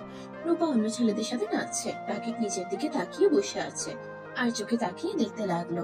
আদিত্যর মাথায় একটা বুদ্ধি আসলো। আদিবাকে ছেড়ে দিয়ে রূপার কাছে গিয়ে রূপার হাত ধরে ঘোরাতে ঘোরাতে রাকিবের উপরে ফেলে দিল। রাকিব সাথে সাথে ধরে ফেললো। রাকিব রূপাকে ধরলে আদিত্য রাকিব আর রূপাকে তুলে বলল, ভাবি, আপনার কাজ দেখে অবাক। আমার ভাইকে রেখে অন্য ছেলের সাথে নাচা, অন্য ছেলেদের কাছে গেলে ধাক্কা দিয়ে ফেলে দিব, তখন বুঝবেন মজা কেমন লাগে। আদিত্য কথাগুলো বলে রাকিবের হাতে দিয়ে আদিবার কাছে চলে গেল। আদিবাকে ওইখান থেকে দূরে সরিয়ে নিয়ে এসে বলল, এত মানুষের ভিড়ে যাওয়ার দরকার নাই, নাচতে নাচতে ঘেমে গেছো। আদিত্য টিস্যু নিয়ে এসে আদিবার মুখ গলা মুছে দিতে লাগলো। আদিবার আব্বুর চোখে পড়লে আদিবার আম্মুকে থামিয়ে দিয়ে ইশারা করলে দুজন খুশি হয়ে চলে গেল। আদিবা আদিত্যর দিকে তাকিয়ে বলল, চলো খাবার খেয়ে আসি, অনেক ক্ষুধা লাগছে। আচ্ছা চলো। আদিত্য আদিবা দুজন খাবার খেতে চলে গেল। আদিত্য আদিবাকে খাওয়াই দিতে লাগলো। এটা দেখে সবাই বলতে লাগলো, বাহ বাহ, কি ভালোবাসা। রূপা কাছে এসে বসে পানি খেতে লাগলো আর বলল, আমার বান্ধবীকে এভাবে সারা জীবন ভালোবেসো, কখনো কষ্ট দিও না। চেষ্টা করব, বাট আপনি আমার ভাইয়াকে কষ্ট কেন দিচ্ছেন? ওর এটা পাওয়া উচিত, তাই। নিজেকে নিচে নামিয়ে ভাইয়াকে শাস্তি দেওয়ার মানে কি? এইটা নোংরামি হচ্ছে। তুমি কি বলতে চাচ্ছ? আপনি আর অন্য ছেলেদের সাথে এভাবে নাচবেন না। আমি খেয়াল করছি, ওই যে কালো চশমা পরা ওই ছেলেটা আর ডানের দিকে একটা ছেলে আছে, ওরা দুইজন বাজেভাবে টাচ করছিল। ওরা আমাদের ফ্রেন্ড। ফ্রেন্ড বলে কি? আপনাকে ওইভাবে টাচ করবে নাকি? রূপা কথাটা বলে চলে গেল। আদিবা আদিত্যর দিকে তাকিয়ে বলল, তুমি ওদের বিষয়ে এত না গলাচ্ছ কেন? তুমি জানো রাকিব কি করছে? আমার প্রিয় মানুষ যদি এমন করত, আমি কবে ওর সাথে কথা তো দূর, ওর মুখও দেখতাম না। রূপা ভালোর জন্য এখনো রাকিবকে ভালোবেসে যাচ্ছে। আদিবার কথা শুনে আদিত্য ভীষণ খেলে আদিবা পানি দিলে আদিত্য পানি খেয়ে নিল। তারপর আদিবাকে খাওয়াই দেওয়া শেষ করে উঠে পড়লো টেবিল থেকে। আদিত্য রাহেলা বেগমকে খুঁজতে লাগলো। অনেকক্ষণ খোঁজাখুঁজির পর আদিত্য একটা রুমে রাহেলা বেগমকে কাঁদতে দেখলেন। আদিত্য কাঁধে হাত দিয়ে রাহেলা বেগম আবার কান্না করতে লাগলো। একটা ছবি বুকে জড়িয়ে আদিত্য বলল, আম্মু, আপনার কি হয়েছে? তার ছবি বুকে নিয়ে কান্না করেন? আদিত্য দেখো, আমার ছেলের ছবি। আমার ছেলে নিশ্চয়ই এখানে এসেছিল। এই ছবিটাই আমার ছেলের ছোটবেলার। তার সাথে একটা ছোট মেয়ের ছবি দেখছি। মেয়েটাকে জানি না, কিন্তু এইটা আমার ছেলের ছবি। এই ছবিটা এখানে কিভাবে আসলো আমি বুঝতে পারছি না। আদিত্য চমকে গেল। আদিত্য রাহেলা বেগমের হাত থেকে ছবিটা দেখে পকেটে হাত দিয়ে দেখে পকেটে ছবিটা নাই। আদিত্য ঢোক গিলতে লাগলো। রাহেলা বেগম কান্নায় ভেঙে পড়তে লাগলো। রাহেলা বেগমের কান্না দেখে আদিত্যর চোখে পানি আসতে লাগলো। রাহেলা বেগমকে সান্ত্বনা দিতে দিতে বলল, আম্মু, কান্না করবেন না। আপনার ছেলে যেখানে আছে ভালোই আছে নিশ্চয়ই। আমার সন্তান আমার এত কাছে ছিল, আর আমি তাকে পেয়েও হারিয়ে ফেললাম। আমি আমার সন্তানের কাছে যেতে চাই। আমার রাফি, আমার কলিজার টুকরাটাকে পাওয়ার একটা সুযোগ, সেটাও হারিয়ে গেল। আমি আমার সন্তানকে চাই, আমি আর পাচ্ছি না। রাহেলা বেগমের কান্না আর পাগলামি দেখে আদিত্য শক্ত করে জড়িয়ে ধরলে আদিত্যকে জড়িয়ে ধরে কান্না করতে লাগলো। আদিত্যর চোখ দিয়ে পানি ছড়তে লাগলো। আদিত্য গলাটা জড়িয়ে আসতে লাগলো। আদিত্য নিজেকে সামলিয়ে নিয়ে বলল, আম্মু, যদি আপনার ছেলে আপনার সামনে থাকতো তাহলে আপনি কি করতেন? আমার সন্তানকে আমি পেলে শক্ত করে জড়িয়ে ধরে খুব কাঁদতাম। আমার ছেলেকে আমি আর হারিয়ে যেতে দিতাম না। আমি এক নজর তাকে চোখের আড়াল হতে দিতাম না। আদিত্য, আমি কি আমার ছেলেকে কোনোদিনই পাবো না? আমার মৃত্যুর আগে আমি আমার ছেলেকে একবার দেখতে চাই। আগে তো কোনো খোঁজ পাইনি, এখন যখন একটা আশার আলো দেখলাম, তখন অবশ্যই আমার ছেলেকে খুঁজে পাবো, তাই না? আচ্ছা আম্মু, আপনার ছেলে তো অনেক বড় হয়ে গেছে। এখন কিভাবে বুঝবেন আপনার ছেলে এইটাই? যে কেউ এসে তো বলতে পারে আমি সেই আপনার ছেলে। এমন আর একজন এসেছে। আমার ছেলের শরীরে চিহ্ন আছে, মাথার ভিতরে একটা গুটি আছে। আদিত্য দরজাটা লাগিয়ে দিল। রাহেলা বেগম অবাক হয়ে গেল। আদিত্যকে বলল, আদিত্য কি করছো আদিত্য? কোনো কথা না বলে শার্ট করে ফেললো। পিছনের দিকে ঘুরে দাঁড়ালে রাহেলা বেগম অবাক হয়ে যায়। আদিত্য বলল, আম্মু, চেনার কোনো কিছু দেখতে পারছেন? ওয়েট, মাথার ভিতরে কিছু দেখাই। আদিত্য চুলগুলো বেলে কেটে ও রাহেলা বেগমের পাশে বসে দেখালে রাহেলা বেগম আদিত্যকে শক্ত করে বুকের সাথে জড়িয়ে ধরে কান্না করতে করতে বলল, আমার কলিজার টুকরা। আর তুই রাফি, আগে কেন বলস নাই? এতদিন কোথায় ছিলি? আদিত্য সারা মুখে চুমু দিতে লাগলো। আদিত্য ওর আম্মুকে জড়িয়ে ধরে কান্না করতে লাগলো আর বলতে লাগলো, কি বলতাম? আমি যদি আপনাদের বলতাম আমি আপনাদের সন্তান, তাহলে আপনারা কেউ বিশ্বাস করতেন না। আমার পালিত মা বাবা যখন মারা যায় তখন ওনারা আমার গলার হারে আপনাদের ছবি দেখিয়েছিল, কিন্তু আমি ওই হারটা বিক্রি করে দিয়েছিলাম। আমার পালিত বাবা মা মারা যাওয়ার আগে আমাকে সবকিছু বলে গেছে। কিভাবে আমাকে তারা চুরি করেছিল, আমাকে তারা বিক্রি করে দিতে গেছিল, কিন্তু তার স্ত্রী মানে আমার পালিত মা আমাকে বিক্রি করতে দেয় নাই। তার নাকি আমার প্রতি অনেক মায়া হয়েছিল। তাদের কোনো সন্তান ছিল না। আমার 10 বছর সময় আতিয়া জন্মগ্রহণ করে। আমি তখনও জানতাম না আমি তাদের সন্তান না। আমার 17 বছর সময় আমার পালিত বাবা মা আমাকে সব বলে দিয়েছিল আমি তাদের সন্তান না। আমার ছোটবেলার সবকিছু আমার কাছে দিয়েছিল। তারা দুইজন এনকাউন্টার হয়ে মারা যায়। তারপর থেকে আমি আমার ছোট বোন আতিয়াকে নিয়ে একা থাকতাম। ওর খাবার জন্য আমি চেনটা বিক্রি করে দিয়েছিলাম। এমনকি আমি একটা অন্যায় কাজও করেছি। তার পাপের শাস্তি হিসেবে আমার বোনকে পেতে হয়েছে। আদিত্য কথাগুলো বলে কান্না করতে লাগলো। কান্নায় ভেঙে পড়লে রাহেলা বেগম জড়িয়ে ধরে কান্না করতে করতে বলল, কান্না করিস না বাবা, এখানে তোর কোনো দোষ নাই। ওর চাচাতো ভাই তো জঘন্য কাজটাই করে মেরে ফেলছে, এখানে তোর কি দোষ? আদিত্য ওর আম্মুকে শক্ত করে জড়িয়ে ধরে কান্না করতে করতে বলল, আম্মু, আমিও একটা ভুল করছি। আম্মু, আমি যদি বলি আদিবার ধর্ষণকারী আর কেউ না, আমি নিজেই। আদিত্যর কথা শুনে রাহেলা বেগম আদিত্যকে ছেড়ে দিল। রাহেলা বেগম কান্না থামিয়ে বলল, মানে কি বলছিস? আম্মু, আমি সেই ছেলেটা যে নিজের বোনের খাবারের জন্য চিন্তাই করতে গিয়ে তাকে ধর্ষণ করেছিল, যার শাস্তি আমার বোনটাকে পেতে হয়েছে। আদিত্যর কথা শুনে রাহেলা বেগম হতভম্ব হয়ে গেল। আদিত্য ওর আম্মুর পা জড়িয়ে ধরে বলল, আম্মু, আমি সেদিন জানি না কোন জ্ঞানে ছিলাম, আমি নিজের অজান্তে এমন ভুল করে ফেলি। সেই দিন পর থেকে আমি শান্তিতে ঘুমাতে পারি নাই। এই পাপের জন্য আমি ভিতরটা শেষ হয়ে যাচ্ছে, কুড়ে কুড়ে খাচ্ছে এই অপরাধটা। আমি সহ্য করতে পারছি না। আমি আদিবার সামনে যতবার বলতে গেছি, আমি ভয়ে বলতে পারছি না। আম্মু, আমি ভুল শোধরানোর জন্য বিয়েও করলাম, কিন্তু তারপর নিজের ভিতরে অপরাধ বোধটা আমাকে শেষ করে দিচ্ছে। রাহেলা বেগম আদিত্যকে ধরে খাটে বসিয়ে দিয়ে বলল, চুপ, কাউকে কিছু বলবি না। এই কথা এখানে শেষ করে দিই। এই কথা কোনোদিন কারো সামনে নিয়ে আসিস না। ওরা যদি জানতে পারে তাহলে ওরা তোকে মেরে ফেলবে। আমি তোকে আর হারাতে চাই না। এই কথা আর কাউকে বলবি না। ওদের কাছে কোনো প্রশ্ন নেই। ওই ছেলেটাই কেমন দেখতে, ছেলেটার কণ্ঠ কেমন সেটাও ভালো করে মনে নাই, তাই ওরা তোকে ধরতে পারে না। যখন ধরতে পারে নাই তখন একেবারে চুপ হয়ে যা। আম্মু, পাপ কখনোই চাপা থাকে না। ওইটা পরে দেখা যাবে।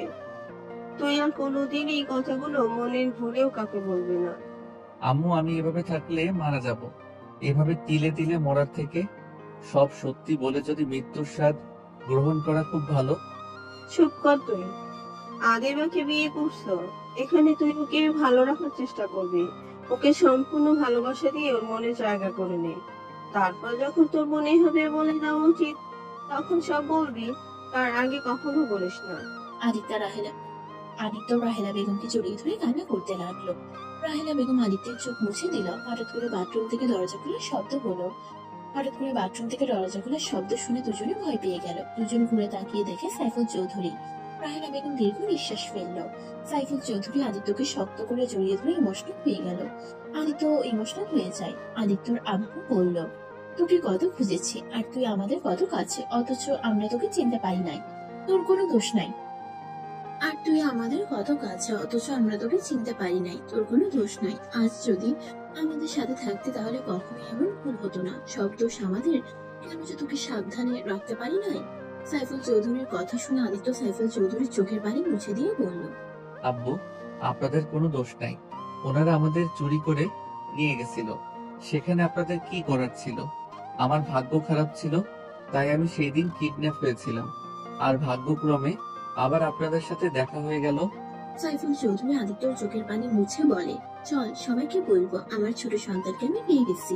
সাইফুল চৌধুরীর কথা শুনে আদিত্য বলল, না আব্বু, এখন এসব কাউকে জানানোর দরকার নাই। আমি দেখতে চাই আদিবা আমাকে কতদিন সহ্য করতে পারে। আমি দেখতে চাই ওই আসলে কেমন মানুষ, আর ওর বাবা মা বা কেমন মানুষ। আর হুট করে এইসব বলে কেউ বিশ্বাস করবে না, উল্টা আমাকে প্রতারক ভাববে। প্রতারক কেন ভাবে? তোর কাছে সব প্রমাণ আছে, আর আমরা তো জানি তুই আমাদের সন্তান। আগে না, আমি চাচ্ছি না কেউ আমার সম্পর্কে এখন জানো। আপনারা তো জেনেছেন, এটাই তো অনেক। অন্তত আর আমাকে নিয়ে টেনশন করবেন না। আদিত্য রাহেলা বেগম সাইফুল চৌধুরীকে বুঝাতে লাগলো। দুজন বুঝলে আদিত্য দরজা খুলে চলে গেল। রাকিব আদিত্যকে দেখে বলল, তোমার রূপা আপুকে দেখছো? না ভাবি, আবার কই গেল? ভাবে বলো না, ওই জানলাই খেপে যাবে। যাজ্ঞা, আমার তো ভাবি হবে, তাই না? না, করবে না। আচ্ছা চলো ভাইয়া, ওনাকে খুঁজি। আদিত্য রাকিব রূপাকে খুঁজতে লাগলো।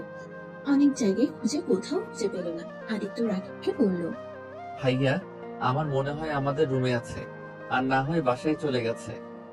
বাসা যায় নাই, ওর আব্বু আম্মু ওখানে আছে। তাহলে আমাদের রুমে গিয়ে দেখি। আদিত্য রাকিব দুজন রুমের সামনে গিয়ে দরজা নক করলে রূপা এসে দরজা খুলে দেয়।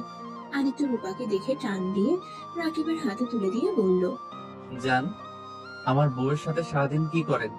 এইদিকে আমার ভাই আপনাকে খুঁজতে খুঁজতে পাগল হয়ে যাচ্ছে, আর উনি আমার বউয়ের সাথে আড্ডা দিচ্ছে। বদমাইশ ছেলে, আমাকে এভাবে টান দিলে কেন? আর একটু হলেই পড়ে যাইতাম। পড়ে গেলে কি হইতো? একটু ব্যথা পাইতেন। আর আমার ভাইয়ের হৃদয় যেতে পড়ে গন্ধ বের হয়ে গেছে, ওইদিকে খেয়াল নাই। আমার ওসব দেখার সময় নাই। আমি তোমার ভাইকে চিনি না। দূর, চেনেন না চেনেন ওইটা শুনে লাভ নাই। আমি আমার বউয়ের কাছে গেলাম। আদিত্য কথাটা বলে দরজা লাগিয়ে দিল ওদের মুখের উপরে।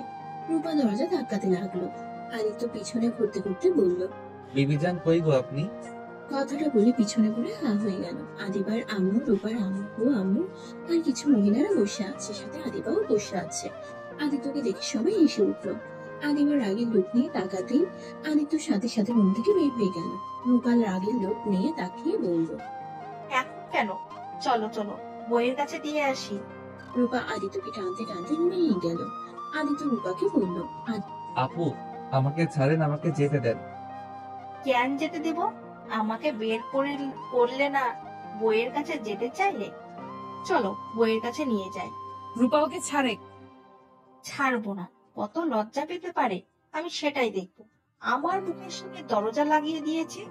আমি যে ওর বড় বোনের মতো, তারপর লজ্জা শরম নাই। আদিত্য লজ্জায় মাথা নিচু করে ফেললো। আদিবার আম্মু বলে উঠলো, রূপা, আদিত্য কিন্তু তোমার সম্পর্কে সমান আছে। ওই তোমার বান্ধবীর জামাই, তার মানে তোমার সাথে সেই মজা করতে পারে। থ্যাংক ইউ শাশুড়ি আম্মু। আদিত্য কথাটা বলে রূপার হাত সরিয়ে দিয়ে বলল। রূপার মুখের দিকে এগিয়ে গিয়ে বলল, আপনি আমার সম্পর্কে শালিকা হন, তাই শালিকার মতো থাকেন, বড় বোনের মতো শাসন করতে আসেন না। তাই নাকি? দুলা ভাই আমার, দুলা ভাই চলেন আপনাকে একটু স্পেশাল যত্ন করি। আদিত্যকে রূপা নিয়ে যেতে চাইলে আদিবা রূপাকে বলল, একদম না আদিত্য, ওর সাথে যাও না। স্পেশাল আদর কিন্তু ভয়ঙ্কর হয়ে যাবে। কেন? দেখি কি আদর দেয়, একটু দেখা উচিত তো। আদিবা তুই চুপ কর। সব দুলা ভাইরা এটা খাইছে, তোর জামাই কেন বাদ যাবে? আরে তো যাও না, গেলে কিন্তু বিপদ হবে। দেখা যাক ভাইয়া কি করে। আদিত্য রূপার সাথে গেল। রাখিব আদিবা ওদের পিছন পিছন যেতে লাগলো। রূপা আদিত্যর থেকে কিছুটা দূরে গিয়ে আদিবার ফ্রেন্ডদের আর কিছু কাজিনসদের ডেকে নিয়ে কানে কানে বলল। তারপর সবাই মিলে হাত মিলালো। আদিত্য প্রকুচকে তাকিয়ে দেখতে লাগলো। আদিবা আদিত্যকে বলল, তুমি রাকিব ভাইয়ের সাথে এখান থেকে পালাও, না হলে কিন্তু তোমার নাজেহাল করে ছাড়বে। কেন, কি করবে? আমাকে মারবে নাকি? না মারবে না খাওয়াবে। তাই নাকি? এইটা তো ভালো। ভালো না সাইদ, আমার সাথে তুমি চলো। রাকিব আদিত্যর হাত ধরে দৌড় দিল। আদিত্যর পিছন পিছন রূপারা দৌড়ে যেতে লাগলো।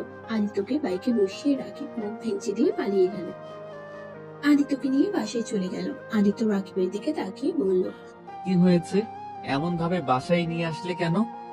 বাসায় না নিয়ে আসলে?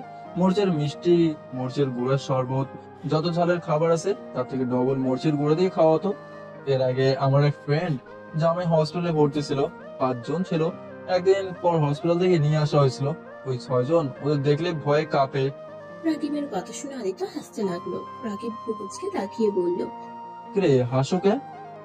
ওনারা এত দুষ্টু, আমাকে ঝাল খাওয়াবে।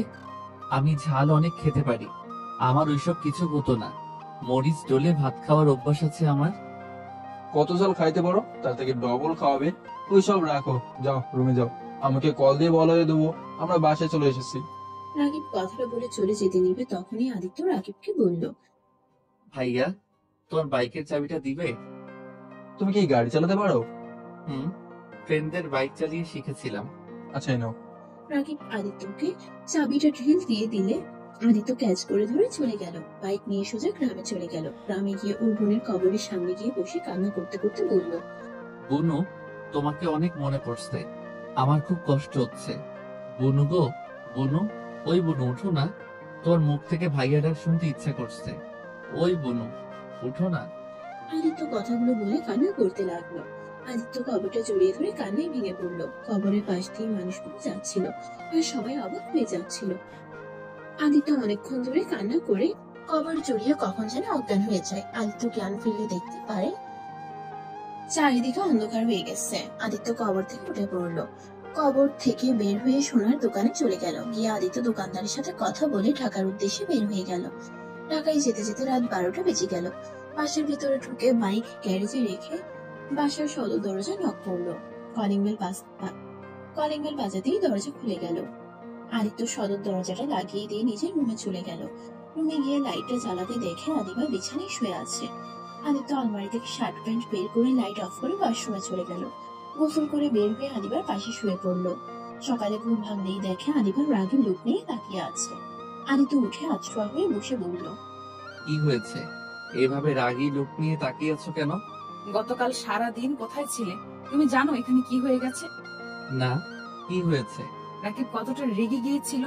রাকিবের ধারণা তোমাকে ওই বাইক দিয়েছে, তুমি বাইক নিয়ে পালিয়ে গেছো, আর নাকি ফিরবে না। তোমাকে বিশ্বাস করা ওর ভুল হয়েছে। কি ভাইয়া এইসব বলছে? হ্যাঁ, আর রাগ হওয়ার কথা ফোন বন্ধ করে রেখেছিলে কেন? তোমার তো কোনো খোঁজ খবর ছিল না। এখানে রাকিবের দোষ কি হবে? তাই বলে ভাইয়া আমাকে সন্দেহ করতে পারলো? পারছে। তুমি ওকে বাইকের চাবি দিয়ে আসো। তোমার বাইক দরকার হইলে আমাকে বলতে পারতে, আমি তোমাকে বাইক কিনে দিতাম। এইভাবে ওর বাইক নিয়ে উধাও হওয়ার কি আছে? আম্মু আব্বু কিছু বলে নাই? আঙ্কেল আন্টি তো বলছে তুমি পালাও নাই, তুমি নিশ্চয়ই কোনো কাজে গেছো। তুমি ফিরে আসবে। রাকিব ওর আব্বু আম্মুকে তোমার উপরে এত কনফিডেন্স দেখে আরো রেগে গেছিল। ও আচ্ছা। তা তুমি কোথায় গেছিলে? কেন ফোন ধরো নাই? তোমার কি জ্ঞান বুদ্ধি নাই? একজন যে তোমাকে থাকতে দিল, নিজের ছোট ভাইয়ের মতো ভালোবাসলো, তার ফোন না ধরে ফোন বন্ধ করে রাখার মানে কি? ওই কতটা কষ্ট পেয়েছে তোমার ধারণা আছে? ও আচ্ছা। আদিত্য খাট থেকে উঠে ওয়াশরুমে গিয়ে ফ্রেশ হয়ে নিল। তারপর ওর কাগজপত্র তুলে নিল ব্যাগে। তারপর ব্যাগটা কাঁধে নিয়ে বাইকের চাবি হাতে নিয়ে রুম থেকে বের হতে যাবে। কি ব্যাপার? এইসব নিয়ে কোথায় যাচ্ছ? গ্রামে চলে যাব। মানে? কিছু না। আদিত্য সিঁড়ি ভেঙে নিচে গিয়ে দেখে সবাই বসে আছে। আদিবার আম্মু আব্বু রাকিব রাহেলা বেগম সাইফুল চৌধুরী বসে আছে। আদিত্যকে দেখে রাহেলা বেগম বলল, ওই তো আদিত্য। কিরে আদিত্য, কোথায় চলে গেছিলি? কোন কি হয়েছে তোর? আদিত্য রাকিবের হাতে চাবিটা তুলে দিয়ে বলল, গ্রামের বাড়িতে গেছিলাম, ফোনটা চার্জ নেই আর ফোনের কথা মনেও ছিল না। আদিত্য ওর পকেট থেকে ফোন বের করে রাকিবের হাতে দিয়ে বলল, ভাইয়া, টাকার জন্য একটা সময় চিন্তাই করছি। মন না চাইলেও এই জঘন্য কাজটা করতে হয়েছে। কারণ আমার না ছিল আমার বাবা মা। ছোট বোনের ক্ষুধা দেখে তার চোখের পানি সহ্য হতো না। আমার বোনটা ছিল ছোট বাচ্চাদের মতো, বুদ্ধি বিকাশ ঘটে নাই। ওই বুঝতেও পারতো না ভাইয়ার কোনো সামর্থ্য নাই তাকে কিছু কিনে নিয়ে এসে দেওয়ার। আমি নিজেই ছোট, সেখানে বোনের জন্য কিভাবে কি করব। বোন যখন আমাকে জড়িয়ে ধরে কান্না করে বলতো, ভাইয়া আমার অনেক ক্ষুধা লাগছে, আমাকে কিছু খেতে দাও, আমি আর সহ্য করতে পারছি না। আদিত্য কথাগুলো বলে চোখের পানি ফেলতে লাগলো। তারপর আবার বলতে লাগলো, বাবা মা কখনোই আমাদের ভাই বোনকে দিয়ে কোনো কাজ করাতো না। তাদের খুব আদরের সন্তান আমরা। হঠাৎ করে তারা আমাদের ছেড়ে চলে যেতে হয়েছে। তাদের পাপের শাস্তি তারা পেয়ে গেছিল। অথচ আমরা দুই ভাই বোন হয়ে যাই এতিম। কেউ কখনোই আমাদের দিকে ঘুরেও তাকায় নাই, কারণ আমরা ছিলাম বাচ্চা পাচারকারীর সন্তান। আমাদের দিকে সমাজের কেউ কখনোই ভালো চোখে দেখবে না। আমার বাবা মা আমার কথাটাতে তাদের কাজ বাদ দিয়ে দিলেও পুলিশ সেই তাদের এনকাউন্টার করে মেরে ফেলে। বুঝতে পারছিলাম ছোট বোনকে নিয়ে কি করব। বোনের কান্না চিৎকার শুনে সবার বাড়িতে ভাত ভিক্ষা চাইতে গেছিলাম। কেউ আমাদের দিকে ঘুরেও তাকায় নাই। সবাই দরজা বন্ধ করে দিয়েছে, কেউ ঘাড় ধাক্কা দিয়ে বের করে দিয়েছে। আদিত্য চোখের পানি ফেলতে ফেলতে বলল, চাচির পায়ে ধরেছিলাম, তার বাড়ির সব কাজ করে দিয়েছিলাম। তারপর শুনি এক মুঠো ভাত দিয়েছিল। এক মুঠো ভাত নিয়ে ঘরে ঢুকে দেখি বোনটা কান্না করতে করতে ঘুমিয়ে গেছে। প্লেট খাবার রেখে কাজের সন্ধানে বের হয়েছি, কেউ কাজ দেয় নাই। পরে উপায় না পেয়ে মূল্যবান জিনিস বিক্রি করে দেয়। সেটা দিয়ে বেশ কিছুদিন চললেও আর সংসার চলছিল না। পরে বন্ধুদের সাথে উপায় না পেয়ে ছিনতাইকারী হয়ে গেলাম। ছিনতাইকারী করে নিজের পড়াশোনা আর বোনের খাবার জোগাড় করতাম। ভাইয়া, এখন আর আমার কেউ নাই যে তোমার বাইক নিয়ে আমার পালিয়ে যেতে হবে। আমি ভাবতে পারি নাই তোমার মনে এমন একটা প্রশ্ন আসবে। ভাইয়া, আমাকে তুমি অনেক ভালোবাসা দিয়েছো, আমাকে তোমার বাড়িতে থাকতে দিয়েছো, এতে তোমার কাছে কৃতজ্ঞতা স্বীকার করছি। আদিত্যর কথা শেষ হইলে রাহেলা বেগম আদিত্যকে পিছন থেকে জড়িয়ে ধরে কান্না করতে লাগলো। সবার চোখে পানি চলে এসেছে। রাকিব আদিত্যকে কিছু বলতে যাবে, সাথে সাথে রাহেলা বেগম বলল, তুই জীবনে এত কষ্ট করছিস, আমার দম বন্ধ হয়ে যাচ্ছে। আমার আদরের সন্তান, আমার কলিজার টুকরা জীবনে এত কষ্ট করেছে, আর আমি কিনা রাজার হালে জীবন পার করছি। আর সেখানে আমার সন্তান এক মুঠো ভাতের জন্য এত কিছু করেছে। বাবা, আমাকে ক্ষমা করে দিস। সেই দিন কেন আমি পার্কে গেছিলাম? সেদিন যদি না যেতাম তাহলে আজ এত কিছু হতো না। রাহেলা বেগমের কথা শুনে সবাই অবাক হয়ে গেল। আদিত্যর আব্বু আদিত্যর কাছে এসে কপালে চুমু দিয়ে জড়িয়ে ধরলো। আদিত্য ওদের থেকে নিজেকে সরিয়ে নিয়ে বলল, আম্মু আব্বু, প্লিজ কান্না করবে না। আমার ভাগ্য যা ছিল তাই হয়েছে, এতে আমার কোনো আফসোস নাই। তারা লোকটা খারাপ হইলেও আমাকে তারা নিজের সন্তানের মতো ভালোবেসেছে। যতদিন বেঁচে ছিল আমাকে ততদিন অনেক ভালোবাসা দিয়েছে। রাগে তাদের উপরে রাগ হতো, কিন্তু এখন বুঝি তারা পেটের দায়ে এমন করছে। কারণ এই সমাজের মানুষগুলো কাউকে ভালো হতে দেয় না। কেউ ভালো হতে চাইলেও তাকে খারাপ বানিয়ে ছাড়ে। যাই হোক আদিবা, আমার তোমাকে কিছু কথা বলার আছে। কি কথা? আমি জানি না তুমি আমাকে কি করবে। তুমি আমায় যে শাস্তি দাও আমি মাথা পেতে নিব, তাও এইটা আমি আর সহ্য করতে পারছি না। তোমাকে সত্যিটা না বলে আমি মরেও শান্তি পাবো না। রাফি, এসব কি বলছিস? রাফি, তোকে না বললাম। রাফি মানে? হ্যাঁ রাফি, আদিত্য তোর হারিয়ে যাও ভাই। সবাই অবাক হয়ে আদিত্যর দিকে তাকালো। রাকিব আদিত্যকে শক্ত করে জড়িয়ে ধরে বলল, ভাই আমার, আমাকে তুই ক্ষমা করে দিস। আমি রাগে রমাথায় তোকে অনেক বাজে কথা বলছি। আসলে মাথা ঠিক ছিল না।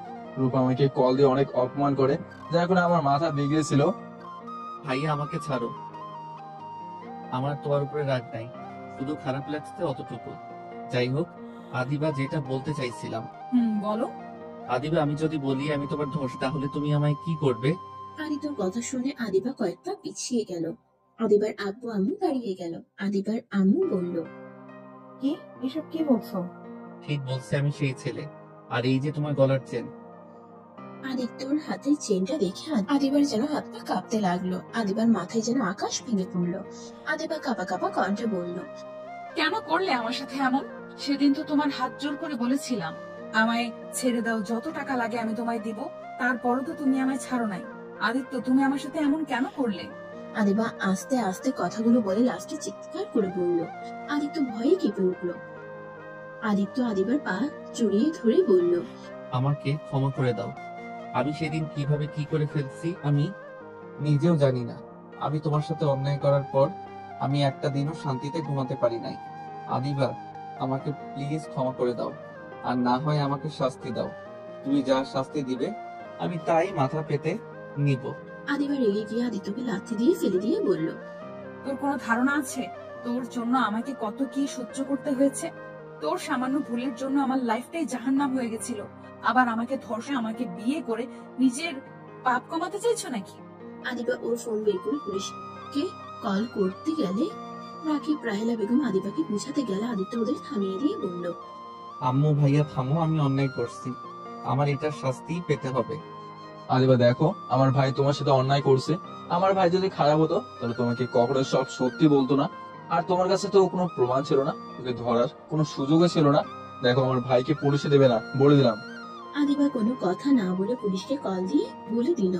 আদিত্য ওর আম্মু ভাই আব্বুকে বোঝাতে লাগলো। এর ভেতরে আদিত্যকে পুলিশ ধরে নিয়ে গেল।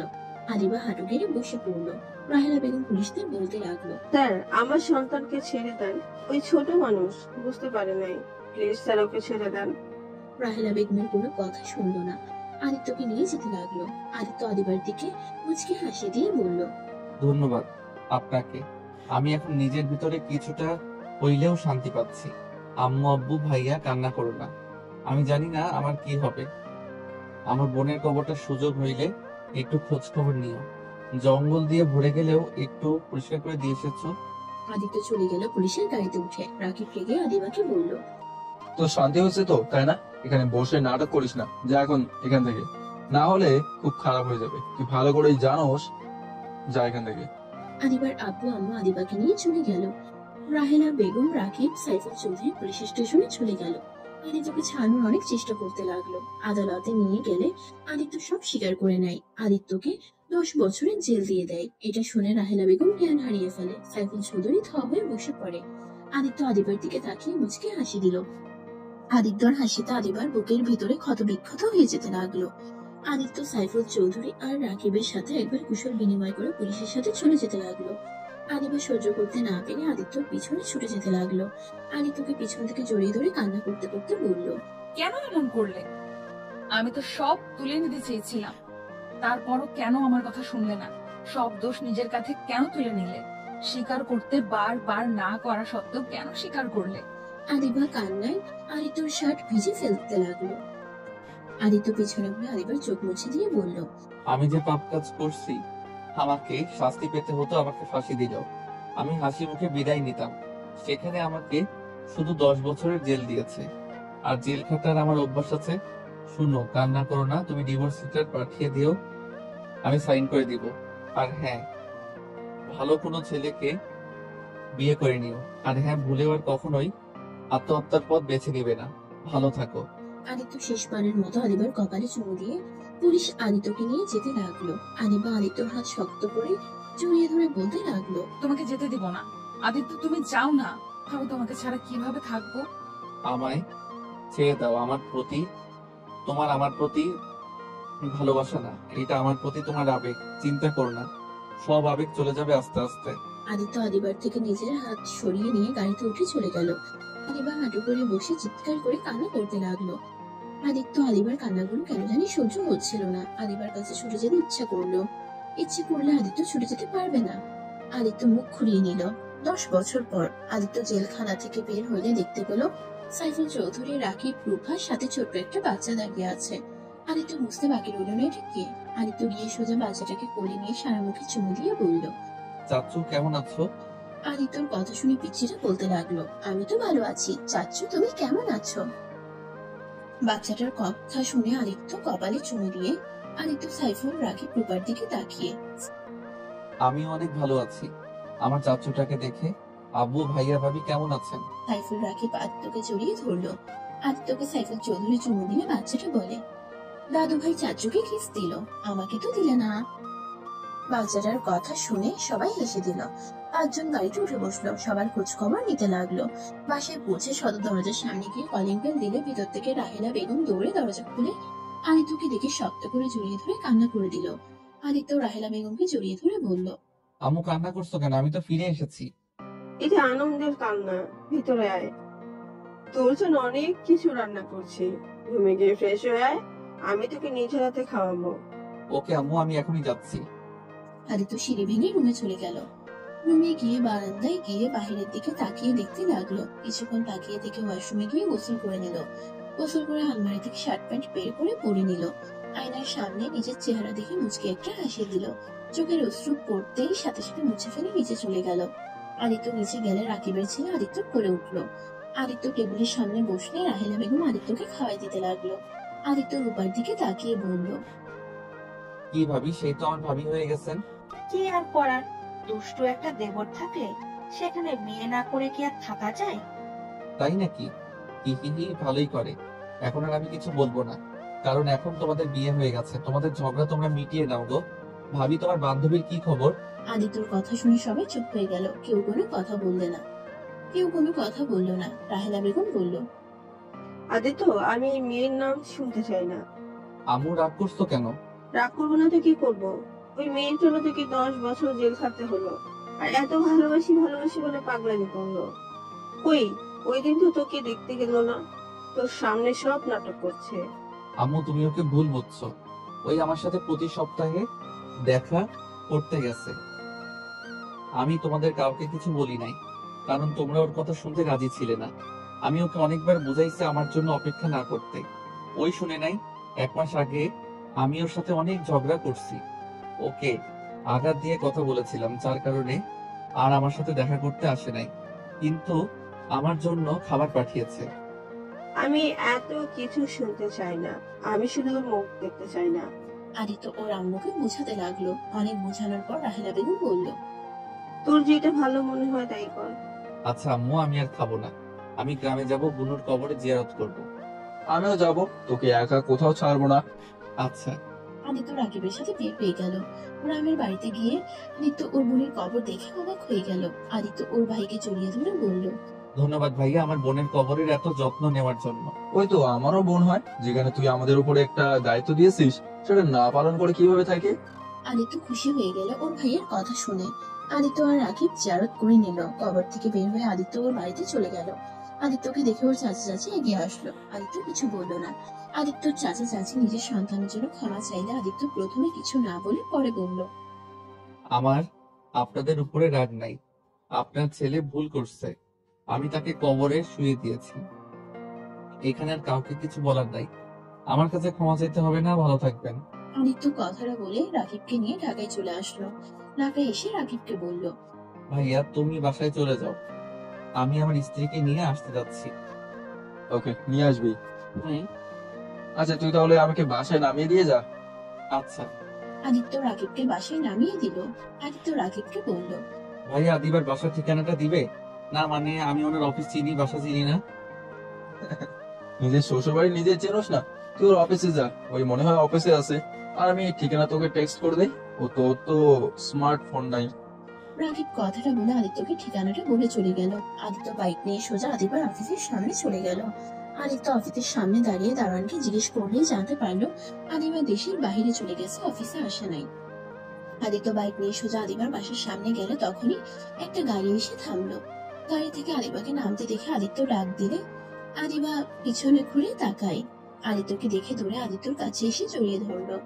আদিত্য আদিবার এমন অবস্থা দেখে বলল, এ কি করছো? সবাই তাকিয়ে আছে। দেখুক গা, আমি পরপুরুষকে জড়িয়ে ধরি নাই, আমি আমার স্বামীকে ধরেছি। তুমি না দেশের বাইরে গেছো? আজকে আসলাম, তোমাকে নিয়ে আসতে চাইছিলাম, কিন্তু মিটিংটা শেষ করে দেশে আসতে আসতে 3টা বেজে গেল। কিন্তু তুমি এখানে কি করছো ভেতরে যাওয়া বাদ দিয়ে? আমি আসলাম, তুমিও আসলে, ভালো হয়েছে। চলো বাসায় যাই, তোমাকে নিয়ে যেতে এসেছি। ভেতরে চলো। আদিত্য বাইক নিয়ে ভিতরে গিয়ে বাইক রেখে আদিবার সাথে ভিতরে গেল। আদিত্য আদিবার আব্বু আম্মুকে সালাম জানালে আদিবার আম্মু বলল, আদিত্য তুই এখানে?